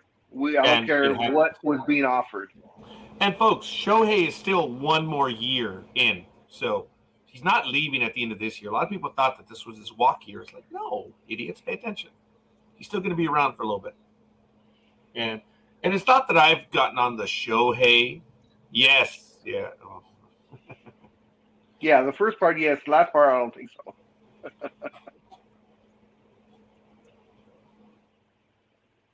No, you're not on the show. I mean, you acknowledge Shohei for what he's been doing, but he's not the greatest thing since sliced bread. Or the greatest of all time. Yeah, that someone else has talked about. So, look, let him put a number up. There are a lot of guys that have put up better numbers than Shohei, and they disappeared. What Shohei does, clearly, and it takes, it doesn't take an idiot to realize he's a pitcher and he's a hitter. And it's just what he's doing is amazing. But there are a lot of flashes in the past. You fired up with daily fantasy. Shut up. But the fact that he was essentially healthy last year and essentially healthy this year is a good sign. Hell yeah! For having those injuries, the Angel fans and the Angels, I'm pretty sure, are hoping this is a Steph Curry type of thing, where Curry, if you guys remember, in his first few seasons, he had those fragile ankles and was in and out, and everybody was saying he's got the potential, but can he stay healthy? And of course, they were able to figure out how to keep him healthy, and now, he's been considered the greatest shooter of all time.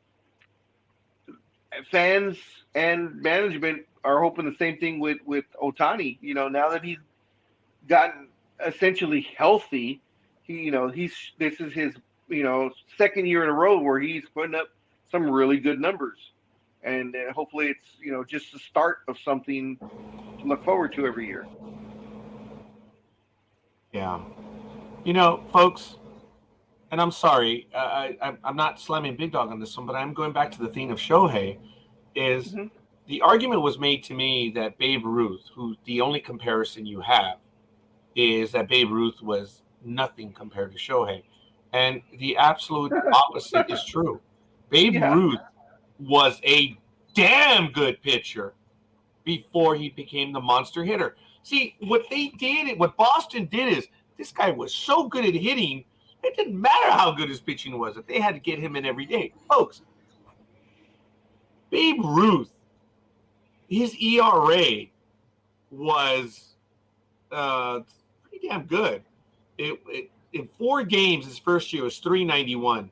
In 32 games, it was 244. In 44 games, it was 1.75. These are numbers that Shohei has not even gotten close to. And then 201, 222, and 297 was probably his last full season with Boston, where he pitched in 17 games because he was starting so many in the outfield. And he still had a 2.97 ERA. When he went to New York, he actually sucked as a pitcher. He did pitch in games for the Yankees, like in emergency situations. But as a Boston pitcher, his career ERA in 2 years was a 2.28 ERA. Jeez. Yeah. He pitched in 163 games, 1,221 innings, gave up 974 hits, 309 earned runs. He walked. This was a weakness. He walked 441, and he struck out 488. So he was a control pitcher. Didn't have super overwhelming stuff, but his whip was still 1.159, still below 1.2. I read somewhere that by year 7 or something like that of his career, or year 5 of his career, that he was already the all-time home run king, because not that many home runs were hit back then. So the fact that he was launching them back in the beginning, around the turn was small ball. It was like 16 home runs was the record, and he blew past that. Okay, look. Because back then they played small ball, right, Raj? I mean, like they did bunts and they just do little hits, and I mean that's what Ty Cobb was good at. And then Yeah, there wasn't much competition when Drew started hitting home runs all the time. And this is why, Coffee, I don't play that game. Okay? You may think that I was comparing him, but my whole thing is people are saying he's better than him. Okay, well, that's an automatic comparison. So my answer is look at the numbers. And then the apologists, and I'm accusing you of being one, Coffee, it may not, I may be misinterpreting your point here, but okay, yes. I mean the royal you. I mean the royal you. Okay, so yes, look, a lot of people are comparing them. And the reality is you cannot because it was two different eras. But they say, well, he hit 41 home runs and he's winning all these games. No. You want to play that effing game? Babe Ruth's numbers were superior. Hands down, there's no question. What Shohei Ohtani is doing today is unreal. And that should end the argument right there. That should end it. Is he the greatest player of all time? No. Sorry. They want to make him the GOAT? Yeah. Some people do. In fact, some people close in Roger's circle do. Sorry. That's not directed at any of you boys. No, it's just, oh, God. You know what, though, Big Dog? I will say this. Because I'm receiving or I'm on the end of those comments, I do lose weight. I think you know what. That level of stress and stuff. Yeah, you know, you're right. You do lose weight. I've been noticing your fingers are a little thinner. What the hell do you mean by that? But I still have a bigger hand than Donald. Actually, everyone has a bigger hand than Donald. But anyway, folks, it is what it is. It's just acknowledge them for what they're doing. But when you use this, what I call small ball insecurity, which is probably not a misnomer, but it's like I'm stuttering. Small ball insecurity is acknowledge them for what they are. You can't do the comparison. It's just you can't. And you never will. And to say, oh, what if they played in this era or that, play all you want. You can't compare eras. They do that all the time with LeBron and Jordan versus Kareem versus Wilt versus, you can maybe do Wilt versus Russell because they played kind of in the same era. But when you start saying, Russell or Wilt Chamberlain and LeBron, and they talk about it, you can't because the game was completely different. Jordan, as we all know, back then they called fouls and traveling. Traveling. Big Dog and I laugh about that forever. And of course, when Jordan defended you, it was a hands-on defense. Jordan could actually direct you, by the forearm or the hand check or which way you were going to go. I mean, now you can't even look at the guy, and they call you for holding. So there's no way to compare anything like that. Yeah, the whole thing on traveling, though. It is funny when a player is called for traveling because carrying over is the one that kills me. Yes. I always missed that until Big Dog was making it clear, and I've started to catch that now, and I was like, oh, you can't carry over. Every single player does that. The only ones that get called is when they do it and there's a momentary stutter in their dribble. There's a momentary break, and then they'll say, oh, carrying over. It's like if you watch them, you can see their hand going above the ball and then bringing it back down. That's carrying over. But anyways, I'm sorry. No, it's okay. You're so oh, funny. My God. Coffee, check that out. Oh, my. The Charlie's Angels picture has more talent than Jordan. Oh, that's funny. That is funny. I agree. Coffee, I want to thank you, buddy, because not only have you become an excellent and, fun member of this team, I love how you take the time to make your place behind you look like it's sport authentic. This is a goddamn garage. There's no bones about it. You make it look nice. And Big Dog, at the very least, his wall is Spartan. It is clean. It is awesome. Mine, I don't give a rat's ass. And yours? Dude, Well, that's there's because flavor there. That's because I'm in the living room. Otherwise, you guys have seen when I'm in my room and I have all that crap in the background. Yeah, I've I seen hadn't that. really noticed. I thought you might. I was thinking either you cleaned out your room or you're in a different one because there used to have all kinds of nice crap back there. Sometimes you put some artwork back there, but I haven't seen that in a while. I don't think, but I have. Well, it's funny that you say that. oh, Good morning, Lewis. My brother, he gave us a like on our sports page.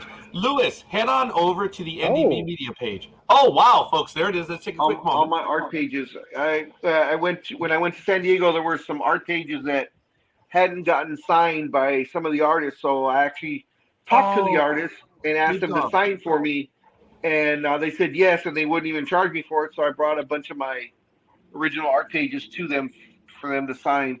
cool. More than happy I'm to. sorry at the artists. You've had like 3 big name artists oh my God, that have passed away in the last 2 to 3 weeks. Oh yes, Incredibly talented. Yep. Well, everybody's been dropping like flies over the last. Double D I says know. cool on those images. Yeah. Yeah, they are. And I think we are going to have show and tell when the Big Dog is able to show up next time. But the funny thing about Big Dog, well, one of the funny things is when he was, I know, I apologize. When One he of the was funny showing things up, about Big Dog. sorry, let me clarify. Every time Big Dog were to show up is whenever Summer of Death. Yeah, it's been horrible. Every time Big Dog would come over, he would have a new T-shirt, and I think he recycled one. It's like just once did he use the same damn one. So when we were doing the program on the radio, I would take a picture and post it on Facebook, and I don't think they were ever repeated. Which I do want to say, which was really cool. We went to, and Double D, you should join us when we go to a baseball game over in San Bernardino. They had a Marvel night, and Big Dog, I didn't tell him other than, hey, it's going to be Marvel night. Big Dog looked it up. He thought it was pretty cool. He went dressed for the uniform. He took his Spider-Man one, right? Someone asked me to dress in a Marvel uniform, so I said yes, because that person also said, I'm going to dress too, but I don't have Marvel. I have Star Wars, so I'm going to come in that. And lo and behold, I'm in my Spider-Man jersey, and what does said person come up in? A Yankees jersey. I got dirty looks, too.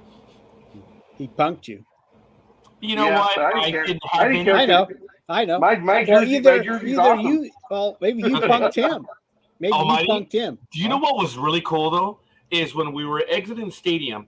It's a Oh, minor yeah. park. There's 2 levels. When you're up on the upper deck, you can cross over. Big Dog, as we were exiting, what happened? It was really cool, man. It was. Some kids kept yelling at me, Spider-Man! Hey, Spider-Man! And what 'Cause I was have, so funny is they weren't super young. I mean, they were pre-teen and maybe a little bit younger. I mean, they weren't little tiny toddlers, but they were Big Dog. Yeah, because it's a jersey that I have. It's like a football style jersey, Yes. and it's got the Spider-Man logo, the usual logo on the front, and on the back, it says, I believe it says Spider-Man, and then 62 for the year it came out. And Amazing Fantasy came out. correct me on the colors, Big Dog, but it's a black and a red. Yeah, Right? Which are the yours original is? Spider-Man covers. Yeah, but I mean, is it predominantly black or is it predominantly red? The one that Predominantly black, and then with the red accents all around. Yeah. It looks nice. It really does. And it was cool because it wasn't one kid. It was a whole bunch of kids yelling down at him. It was kind of neat. Where did you get I'm that? just glad When did you get that jersey, Big Dog? Oh, he's had it for a and while. that's just what I was going to say. That jersey has held up very well because I probably have had it for close to 20 years. He's had it for a while. Yeah, and it still fits because I've gotten bigger since then, and it still fits. Luckily. Oh, I was talking to my buddy about, dude, you have a Raiders jersey? And he's like, I'm gonna have to get another one. I was like, okay. I'm gonna get one when I'm over there. It's kind of cool. So I'm really excited. As a matter of fact, once this program ends, the other Peter in my life, he and I we're going to book a cruise for late September. So we're looking to do that, probably a 4-day cruise because I got to get out of here. So it's going to be just along the coast right here. You gonna let us know who you're going? You gonna let us know who you're going with to the Raiders Stadium or not? That hasn't been confirmed just yet. Supposedly, I have a second ticket, but I don't know yet. Well, are you meeting someone there? No. I'm not taking anyone from California with me. That's the thing. No. I'm not trying to be secret or anything. I wish I know who would have taken. No, you said you're in an executive suite, and no offense, you're not an executive. I know you don't have the juice to get an executive suite. So I'm just wondering who you're going with or who you're meeting there. You know. Oh. I cannot discuss that. Is it a certain retired person that likes to travel? Oh, Terry's on? Oh shit. I didn't think about that. Oh shit. I love you, Terry. I'm sorry. All Big Dog has to do is just ask for like 3-4 names, and he's gonna embarrass the shit out of me right now because they're like, oh shit. Look, the first one he mentions that was a score.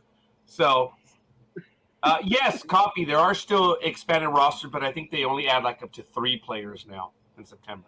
It's not like where they went from 25 to 40. It's like they're at 28. They're going to go like to 31 or something like that. It's not the same. And all three will be pitchers. So they may have 20 pitchers. They may finally get to 20 pitchers on the roster because that means they'll have 9 for the other 8 positions. I can see that. Very good, Big Dog. Very good.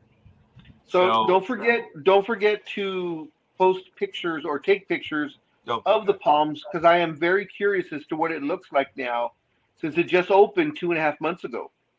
After someone being that I closed for know, 2 years. yes, someone that I know out there actually works at the Palms. So I made contact with them. And then also, I didn't know that San Manuel had taken over. I didn't know that they had taken over that one, but I knew they had purchased something. But had you said the Palms, I would have said the Excalibur. I was surprised when I was reading it. I was like, oh, because I guess it went from the Maloofs to the people that own Palace stations, all the stations in Vegas.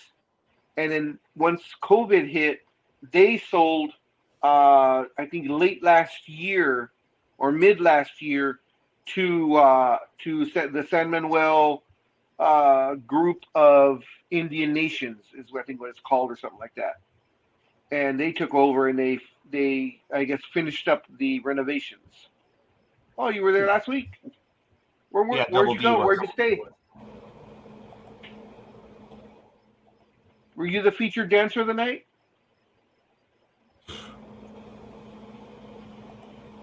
She'll answer right now. So, Double D, I don't know if you saw this a moment ago. You are part of the program. Double D said, I'm sorry. Coffee says Double D should move to Minnesota.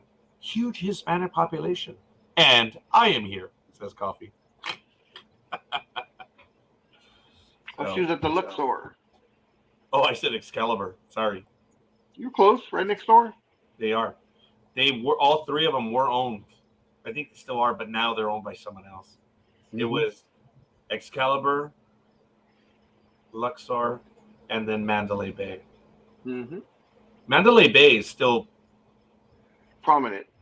Yeah. And inside Mandalay Bay, I believe, is the Four Seasons, correct? Coffee! She's going to look into it. She's going to look into moving to Minnesota. Yeah, till she sees how cold it gets in the wintertime. Oh, my God, you beat me to it. She's going to say, F that. I don't think so. Yeah, So. From the Barrio. No, they don't like cold weather. Go ahead, Almighty.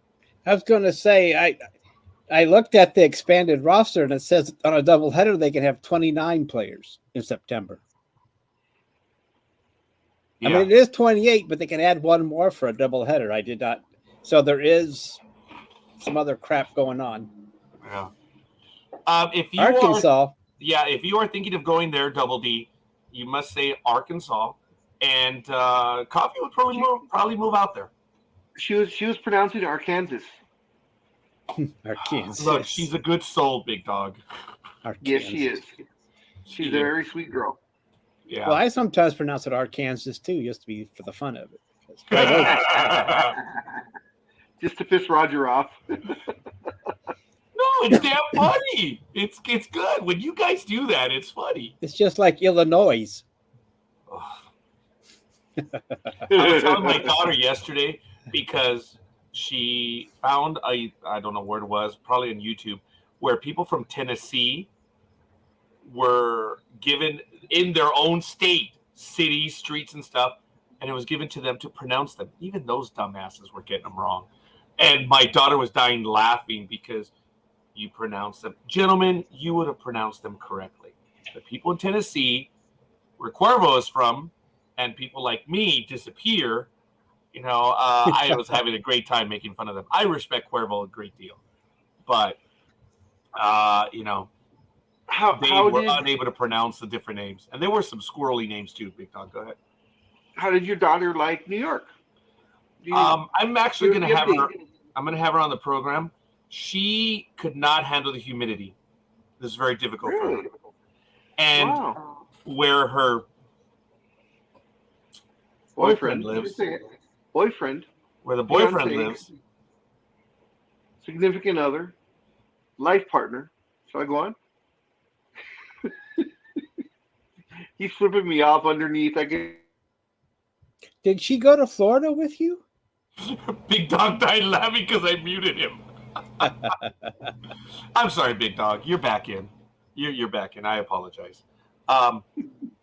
It's the boyfriend, and they've been for a long time. Yeah. You better hurry up, Double D. By August of next year, either he's going to move out here or she's going to move out there. But going back, I think the city that they were in was Patterson. I thought it was Poughkeepsie. Poughkeepsie is very close, but it's Patterson. It's rural out there. So she did say that she did have a hard time with the humidity and the bugs. I said, well, you're in the country. You get those types of bugs. And it's summer. Yes. I did tell her, it's bad is when the mosquitoes come by and say, we're sorry. We're sorry. Oh, man. It's the bugs were pretty big. She was having a hard time up there. But beyond that, the humidity was like, hey, it's the East Coast, baby. That's the way it is. Just go up and down. Yeah. You were in Florida and Georgia in December of last year. So that was December. A little bit of a taste. Have her go down to Florida right now and then have her complain about New York. Yeah, I made that mistake when I took my kids to Disney World. I took them in. Big Dog, you didn't make a mistake. You took your family to go on a vacation, and you discovered the humidity. Just because you got to change your shirt every hour doesn't, that doesn't. No kidding. So right now in New York, because I have New York on my as do I. Yeah. It's going to be 75 today. It's 75 right now. It's going to go up to 82, but the humidity right now is 38%. That's actually not too bad because right here, Big Dog, we're running at a little bit. We're here in Pomona. We're running about 40 or 45 right now. I'll take that. The last few weeks when we were at 87% humidity, oh, good God Almighty! Sorry. Oh my. What did I do now? Nothing. I was acknowledging your existence, brother. Oh yeah. Sorry. Okay. So I apologize. Anyway, it was horrid. She did travel. They went on a camping trip to Danbury, which is in Connecticut. So she's already been to another state that I haven't been to. I was going to say, don't they make those chocolates there? God, I'm trying to... I wonder if that actually is. It probably is. So I know. I've seen it. I've seen it somewhere on a documentary or something. Sorry, both Big Dog and I clicked on it. Tony, oh man, hey Tony. I hope you have an awesome time at your 30-year high school reunion, and thank you. That is so cool. I appreciate it, man. And we will be on again next week, folks. Tony, I will be taking No, I was just gonna say I didn't know Tony graduated when he was only 15 years old. You see, that's why everyone loves the big dog. They do. They just love him. 15 years old. I was Oh, just the thinking Dan about that Hairy during Man. it. I was thinking about that too. That is cool. Tony, thanks for being with us, brother. I hope you have a Thanks, good time. Tony. Have a good time. Have fun Look at up your that high school reunion. sweetheart. Bang a cheerleader. There you go. If you have $5 in your bank account, you're richer than the state of Arkansas. Then all of us are richer than Arkansas. Oh my goodness. Oh, there's a lot of fun, folks. Isn't that where Ozarks was supposed to be located? Even though they're it was filmed very close. Even though that showed Ozark, and even though it was filmed in Georgia. Well, I think the Ozarks are in St. Louis. I'm sorry, I mean in Missouri. That's right, Missouri. I'm right sorry. next to them, man. I don't know why I messed that up. Yeah, Arkansas, Missouri. but Missouri? they're Missouri. Oh God. I will Missouri? thank. I have to thank my client that was in Missouri. She went to Japan this year, and just as I asked, I said, could we do your tax return while you're in Japan? And we set it up just perfectly. It was today for me, and she was in tomorrow when we did the tax return, which was bitching. But the point is, she was in Japan. I kind of went international when I had the client. I had the client in Guam, but she moves all around because she's in the Navy. But the client went to Japan. We did her taxes, and it was kind of neat. So now the next trick now, Raj, is to do her taxes when she's in international waters. That would be a trick. Yeah, the one who was in Guam. Yes, I'm not sure where she was this last year, but there's two different clients. One was in Guam. The other went this year to Japan, and she was finishing up her. Actually, I think she's still there in Japan, finishing up either a semester or half year, whatever, of study, which is really awesome. So when she told me last year, I'm sorry, yeah. I think that was so cool. And I said, could we just do it? You're over there? She's like, yes. Oh, that didn't take much. Bubblegum. Japan has great bubblegum. So she went in and you said she camped in Connecticut. Okay. What else? I don't know. They spent a lot of time there. She met the family. They met the mom and the dad, and they met some cousins. I get that he might be the only child. So I don't know all the details on that, but she did meet quite a bit of the family. It's a big deal. So, Gmo did reprimand me a little bit because she said, "Well, we moved the date, and we're at Applebee's yesterday, okay?" And all of a sudden, I'm sorry, say what? Well, it was going to be this year. Like, say what? What are we talking about here, woman? And she says, well, no, we've moved it back to about the same time next year, August. Moved what date? She says, well, whether I'm going to move out there or whether he's going to move out here. Holy shit.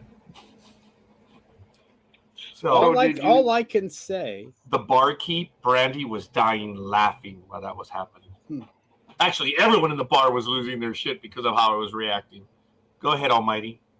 No, couldn't they just meet in the middle? That would be In the middle. crime-fested Missouri. No, there's a lot of states in the middle. I mean, if you want middle America, that is Missouri. And did you know, folks, there's more gun crime and more crime, period, in Missouri than even in California? But yet everyone rips California. And there's more crime because California makes the news more than the Missouri. Yes, very good. And there's more gun crime in Texas as well. But well, it's Texas. About that. But that's Texas. That's how they settle things. I mean, come on. That is true. Now when but think about this. But think about if they move in the middle, it'll be where the water is. Okay. All right. They won't be in the desert where there's no water in California. Okay, that is fair. Until you drain the Mississippi. And they're talking, the idiots are talking about that. Do you realize how each state is going to get a piece of that canal or pipe, both figuratively and literally? I mean, is it even doable? It's a pipe is doable. But I thought the states were realistically- against it. I mean, I thought the states along the river were like saying, "Fuck you." But Yeah, I'm sure they're against it. That's why I'm saying it would have to be that each state would get money out of it. but I mean, after you drain Mississippi, then where are you going to go? I mean, you're going to run out of rivers here, Roger. Then you drain the Colorado. It's already drained. All right, big dog. That's why you're going to We've already Mississippi. done that. You've already drained the Colorado. That's why you're going to the Mississippi. Actually, seriously, folks, all we have to do is put the pipe up north to Seattle, the Seattle region, because they get so much rain. It rains every day, doesn't it? You're right. Just put a bunch of barrels out there, and just ship it south. Yeah. Well, then why didn't anybody think of that? I mean, there's lots of water. Because it's easier to rattle Middle America's cage. Yeah. Well, just mention the idea and they lose their shit. Yeah. Talk about guns coming to California. Oh. But or go up and take Canada's water. Yeah, they're nice. They won't say anything. Hey, you know what? Just pay them and they'll be happy. Coffee, when I did visit with Chris, Chris did mention that when I arrived last year, it hadn't rained in like 50 days. And the day actually, all you have to do is go to Oregon. There's a lot of water there too. I say we take it. You don't got to go. I mean, you could do Oregon first, and then take all the water from Seattle and just keep going north until you get to Alaska. I already went up there. It was nice. No, I'm talking about your pipeline. I'm all right with that. I want to go back to GMO. Oh, I'm sorry. Oh my gosh, we're talking about a pipeline.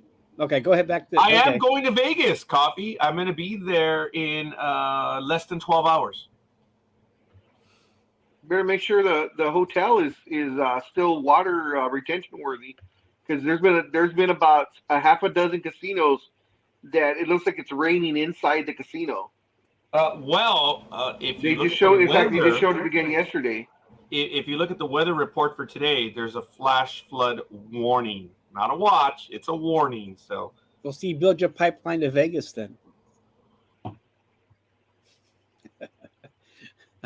Why are you harshing our mellow when it comes to water? And They're then just ideas. That way, I mean, you can do it now because since the mafia's gone, it'd be safe for you to do it without getting shot. So I don't know if they're gone. Well, maybe the corporations might have their own assassins. Yeah. I noticed that the warning is now gone, so I don't know. Double D. Oh, you were there when it happened. It was raining hard. Yes, it's been happening, and it was scary. Wow, Double D. Double D, if you're willing, that's not a trick question. I'm going to send everyone a link in the chat room if they want to go ahead and join us. That would be kind of cool. Double D, I'm going to send it to you via Facebook just in case. And if you'd like to join us live, you can do it on your phone. However, but it'd be kind of cool. And you're more than welcome to join us. And you can talk about it. But anyway, I did send it to you. It might be early morning for her, so she might not be up for it. Yuck.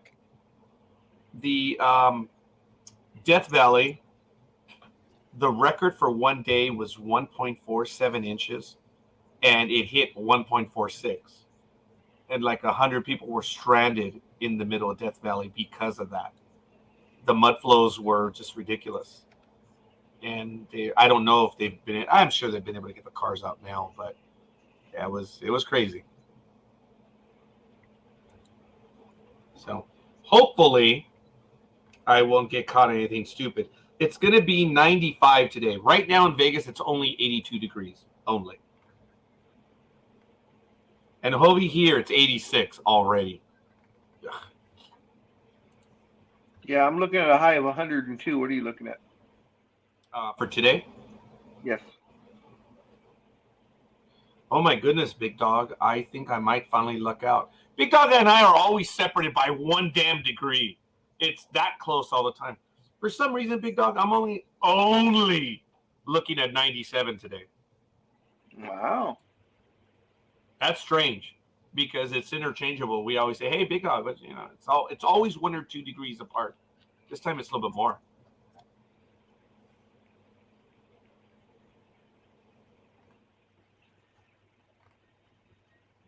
It's hot everywhere. Vegas 95 today. Denver will get to 93. That's crazy. Dallas is going to hit 97. Even Washington's 83. New York's going to get up to 82. Buenos Aires. That's 82. That's nothing. I That's wonder. That's kind of cool for August. What did you say for Denver? 90 what? Sorry. Wow. It's 76 right now. It's going to get to 93 in Denver. I wonder if it feels hotter since the air is thinner, or if it feels not as hot since the air is thinner. That's an interesting question. Well, they're closer to the sun too. Yeah. So I guess it might feel a 67 little here hotter. in Minnesota, but the 80% humidity. Damn. What do we have? We have 72, which is very, very. I mean, that's pretty good. That's pretty low for August. Coffee, please tell us and bring this story to the fore. Thank you for that. Terrell Owens, I'm putting that link in the chat room.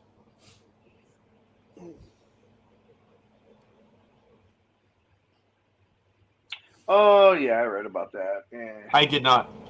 Yeah. What happened? He was a baby. Someone complained. He was walking his dog. I forgot what the hell it was. He blew it out of proportion because I guess the cop came up to him and he said had he not been recognized that he could have been killed. He played the race card perfectly or unperfectly, however you want to look at it. Oh, he called her a Karen? Something like that, yeah. Okay. And on video, it says that's when the woman yelled back, "You're a black man approaching a white woman." Yeah, that's Oh, right. my That's right. God. That's not him making it racist. That's if it is her. Then she also says, Karen. but she also says, but you didn't have to get out of the fucking car. Wow. So Owens continued, you didn't have to talk to me that way either, Karen. So that's what he said. And then the woman yelled back, you're a black man approaching a white woman. Wow. So we got all kinds of crap going on with this one. And the woman later broke down crying, and Owens accused her of hamming it up for police. And I guess he was saying if the wrong type of cops came out, if they got the wrong type of information, you saw the video, she started crying. You never know how that situation could have turned. I could have died. Honestly, I could have died, and the storyline would be totally different. So, yeah, he's saying that if it was taken out of context, the cops could have just shot him down as, like, it would have been another riots in the streets or stuff, But yeah. So, I don't know. It's just that.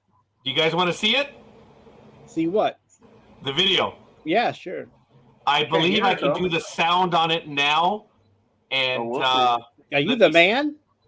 The what? How did you figure out the sound mix? I mean, I'm just saying, are you the man because you finally got the sound because Gmo came back. Oh. Figured out. No, I think it was someone else.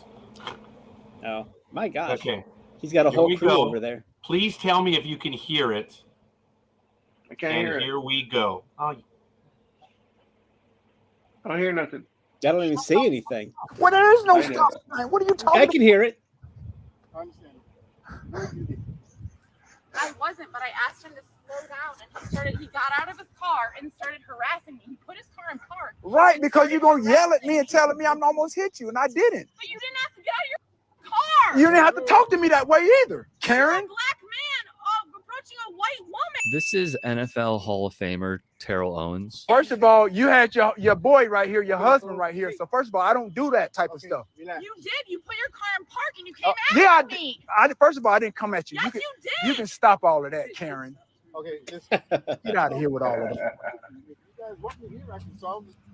He literally came after me. Here she crying. There's Karen. There it goes. Look at this. This is unbelievable. Swear to God, I've never been a part of nothing like this. I've seen it. I've seen it. So if you have your ID. I've seen it. Yes, I've seen it, but this is Now he's firsthand. on live. And now he's on live. Oh boy, and she's crying. Oh my God. The incident took place in Florida, and unfortunately, it's just a scene we've taken in far too often. This is real. This is real. This is real. Here you go. Here you go, sir. This is real. This is real. This is real. This is real. I've never seen it. I've seen it, but I've never been a part of this. This is real life. And now she's crying. Her husband tried to tell her to go in the house, but now she wanted to do the whole Karen thing. So I'm gonna be here with my camera to show everything. First of all, you need to stop that. You were speeding through the neighborhood. He was not. I was in the garage. In the garage. She said I was speed. First of all, I know what you're saying. No, I get you. No, this is real. This is real life in 2022. This is real life Karen stuff. The 48-year-old could not believe it. Look That at it his actually face, showed up Yep. on his doorstep. That's a meme right there. NJ.com geographically. It took place in Broward County. Interestingly enough, as you heard at the end of the video, an alleged eyewitness said Karen's account is false. Per TMZ, the story goes as follows. In the footage, the woman accused T.O. of driving recklessly, nearly hitting her with his car, and then getting out of his ride to intimidate her. Owens adamantly denied the allegations, saying he was driving safely and only got out of his vehicle because she was screaming profanities at him. You don't yell at me and tell me I almost hit you, and I didn't. Owens can be heard telling the woman in the video. But you didn't have to get out of your effing car, she replied. Owens continued, you didn't have to talk to me that way either, Karen. And this is the line that likely raised everyone's eyebrows. That's when the woman yelled back, you're a black man approaching a white woman. Like it's a crime. Like Terrell Owens did a wrong. Outrageous. Owens would tell the Broward County Sheriff's Office, I'm driving to my mailbox. She's telling me that I'm speeding, telling me to slow down. The woman accuses Owens of running a stop sign, nearly hitting her with the car, and then getting out of his car after she told him to slow down. The woman then told police, I asked him to slow down, and he got out of his car and he started harassing me. In the nearly 11-minute video, Owens panned the camera to himself and said, there's Karen. This is unbelievable. I've never been a part of nothing like this. I've seen it, but this is firsthand. Before they got it, it was F you that. The police show up, the tears start flowing. TMZ provided an update to this story. The Broward County Sheriff's Office told the outlet, officers responded to the scene of the argument at around 10:30 p.m., but did not make any arrests. Wow. That is crazy. The look that he had, guys, I think we as men recognize it. He's like, holy shit, this is really happening. That is crazy. I love the way he said, oh, okay, well, I forgot my train of thought, but he said, oh, now you're crying, or now you stop it. You weren't doing that earlier. Yeah. Oh, my God. And look, we didn't see the whole thing. It's clearly acknowledged. But I loved it when he was driving erratically and he was speeding and he almost ran me down. The other girl was like, I was in the garage. No, he wasn't. I was in the garage. So subtle. She's like, stop your bullshit, woman. That was hilarious. Yep. That was. But come on, guys. You're a black man approaching a white woman. If you want elegant proof of a Karen, that's it. He might have been intimidating her. He might have that 1950 South. Yes. I mean, Terrell Owens may have done all of that stuff. But that line, you're done, woman. It's over. Yep. Big Dog. Some thoughts on that? I'm just waiting to hear that now she's going to sue him in civil court for stress and PTSD or some bullshit like that, because now she's completely afraid, and she's afraid to go out of her home and blah blah blah. I'm almost guaranteeing that one. I can't argue that. Once a jury hears you're a black man approaching a white woman, she's done. I mean, they're going to get up and walk back. Hey, no, sorry, we're out of here. Actually, you're wasting our time. We're going to take lunch. Actually, no. Once they hear that, they won't even bring that to trial. The lawyers are going to be like, "Oh, we're done. Nope, yeah, we're done. Nope, oh what's going to happen?" What's going to happen is she'll try to sue, and she'll do something. Oh yeah, they do. Florida has stand your ground, even though she's full of shit. He's lucky she wasn't armed. Well, I believe he could have been too. It goes both ways. Yeah. But look, I don't know. Look, we interviewed Terrell Owens. We called his games when he was doing the indoor football stuff. And Terrell is, Terrell is Terrell. He's a straight up guy, though, when talking about himself and stuff. He's all right. He has a supreme opinion of himself. And granted, if you look at what he's done, it speaks for itself. But as far as criminal stuff, I'm missing it, man. Yeah, I'll give you that one. He is, his ego is probably as big as anybody's ever had one. But as far as like doing illegal things, no. He's usually, I don't think I've ever really heard about anything, womanizing or whatever. Yeah, Terrell. Yeah. He's a talker. He's like Ricky Henderson. Ricky Henderson. If she brings a civil suit, he'll just say, "Get your popcorn ready." Yeah. Well, I was going to say that a moment ago, where if she sues, when Big Dog came up with the eloquent argument, I was going to say, she's going to find someone to try to sue. And what's going to happen is she's going to countersue.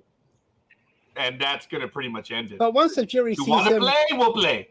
But when the jury sees him keeping his cool, they're not going to, I mean, and her going in hysterics. Double D commented about his face. Folks, I got that. I got his reactions, man. He's like, "I've seen this shit on TV, and it's happening now." It's like, oh, my God. Oh. See, Owens is going to use that to propel himself into a reality TV show. Yeah, I've heard those things, too. It's just, he has a big ego. He talks about himself in the third person, and he's backed up his talk most of the time. But, yeah, this is Terrell. This is about as harmless as but when he played in the Super Bowl with that leg not even healed yet. Oh, my God. Yeah. You can't, after that, you just can't, talk about getting the duct tape. And he played, and he probably shouldn't have, but he played what anyway. Kurt Schilling did with the bloody sock. So, he talked, but he backed up his words, and we've got good sound bites from him too. Everybody says, "Get your popcorn ready now." It's that. And now we can make T-shirts that say, "You're a black man approaching a white woman." So, my God, we should do that.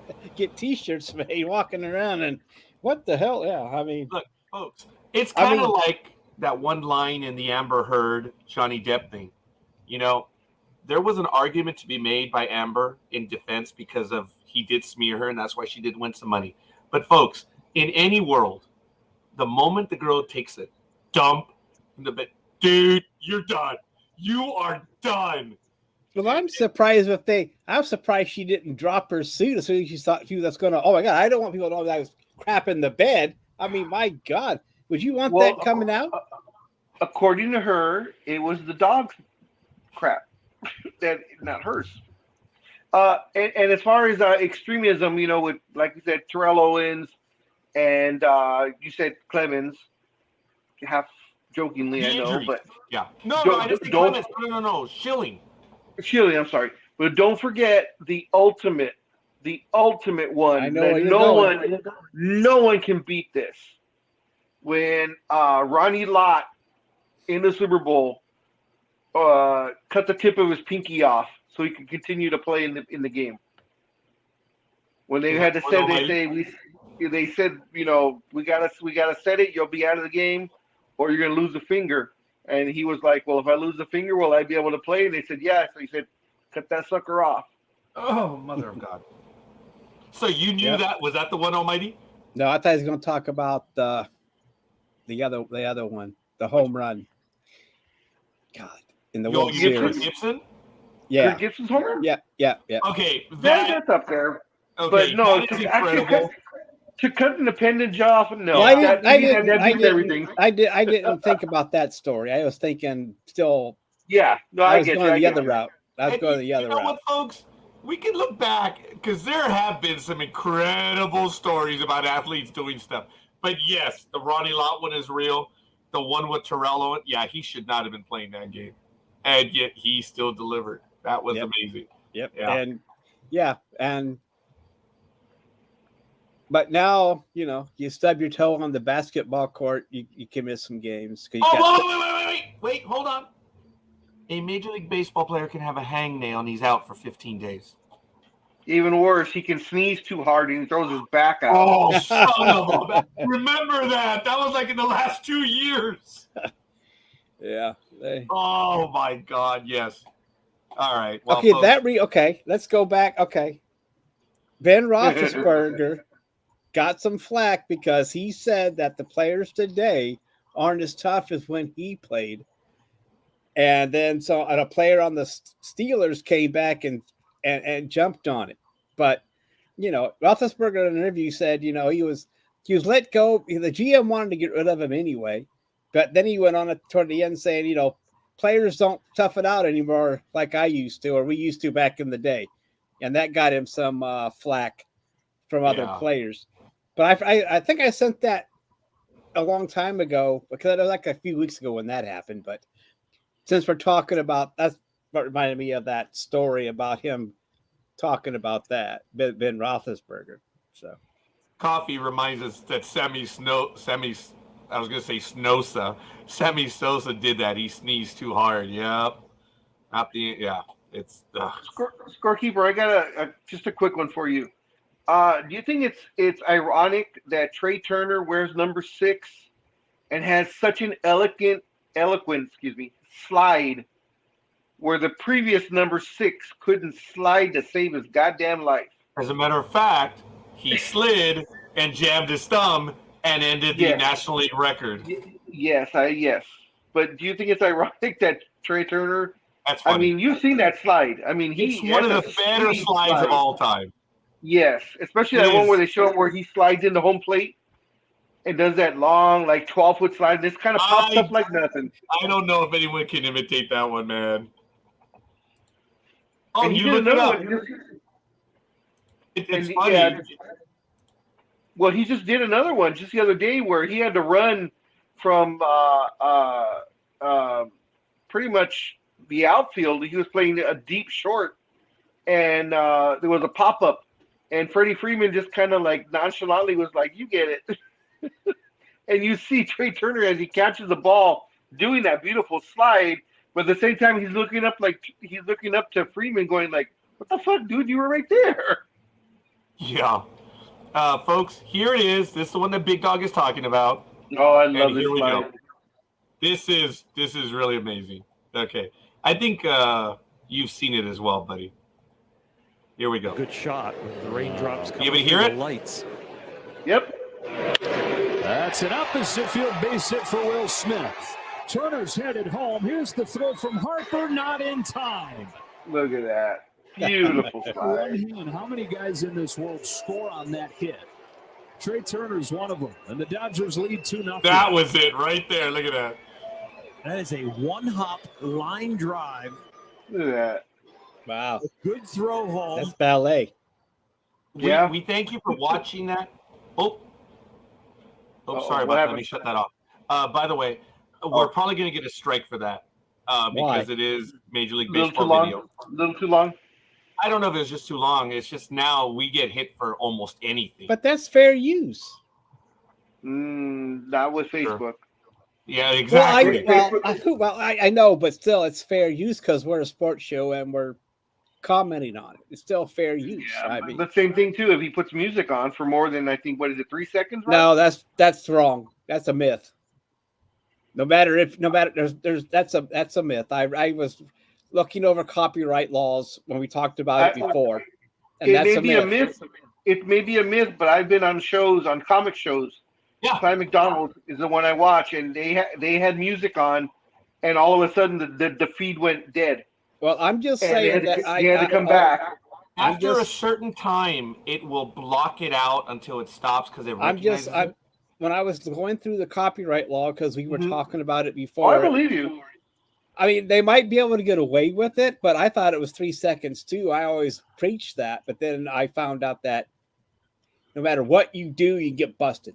Yes, I thought but then again, if that's true, then like because everybody steals from everybody. So if you steal a riff, wouldn't you get busted? Yeah. Oh wow, there have been a lot of litigious actions over that. Yeah, but it depends how much. I mean, everybody steals from everybody. So I mean, every band can sue everybody because they're stealing something. So they have to draw a line somewhere. I saw that play. Ridiculous. It's like it was a fair play. It was what the old announcers would call a bang bang play. When you look at it in slow motion, it is still obvious that he's catching the ball and blocks. He's got the ball. He's standing in there, so he's technically in violation, but the runner hasn't gotten there yet. So once he has the ball, it's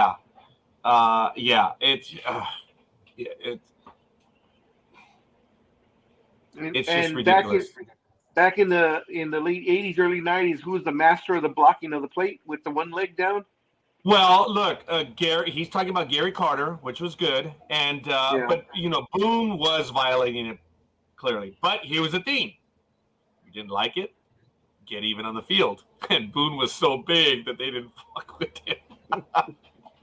It's a whole different ballgame. But was Boone? Yes, he was. That man earned his money. I cannot argue. Actually, you don't mess with any of the Boone family. They're all broken down, man. Folks, I am coming near to the end of the program, and I do apologize. I'm going to have to get out at exactly this hour right now because I've got to contact a friend, and we're going to be setting up our trip in September. So I got to do it before I fly, and then I have to borrow a backpack from my daughter because that's all I'm going to take is just a backpack. I don't need anything. Are you going via Qantas? Yes, it's Alaska Airlines. Alaska. I'm going to Washington, Alaska. Or is that executive bringing you the G5? I will not comment about that right now, but I can only say that you must be good at what you do. All I can say is that all I had to do was get out there. Everything else is wow. I'm blown away. But I was like the fourth person on that list. I'm surprised it fell down to me, and I'm just flattered. I'm just thrilled, and we'll see. So it's going to be it starts tonight, and it's going to be on Sunday, and it's going to bleed into Monday too. So we'll see. It's going to be an awesome week. I'm probably never, ever, ever, ever going to do anything like this in my life. I don't know if you have time, Raj. I mean, yes. In all seriousness, I don't know if you have time, but it'd probably be so much cheaper if you go to Ontario Mills or Montclair and pick up the jersey there, rather than at Allegiant Stadium. It's going to be the exact same jersey, and it's going to be so much more money. If I get it off Amazon, it'll be cheaper. Yeah, but you won't be able to take you. Yeah, yes, but I'm talking about being able to take it with you because if you order from Amazon, you ain't getting it till Monday or Tuesday. Right. I'm just saying today, if you hit Montclair really quick, it'd be. Yeah, I was there last night with my daughter. At least you'll be, it might be saving $50, $60. Because we are at a minute now. I do want to thank Speedy for joining us. I want to thank Tony that was on with us earlier. Rosalind, of course, Aisha, Coffee, Double D. There are others. There are a lot of people that are watching the program but don't identify themselves, but I thank you. I want to thank Speedy, Big Dog, Almighty. Hey, that's it. Almighty, take us away, man. Take us away. Everybody have a good week. Enjoy the preseason games that are left and be safe. Later, guys.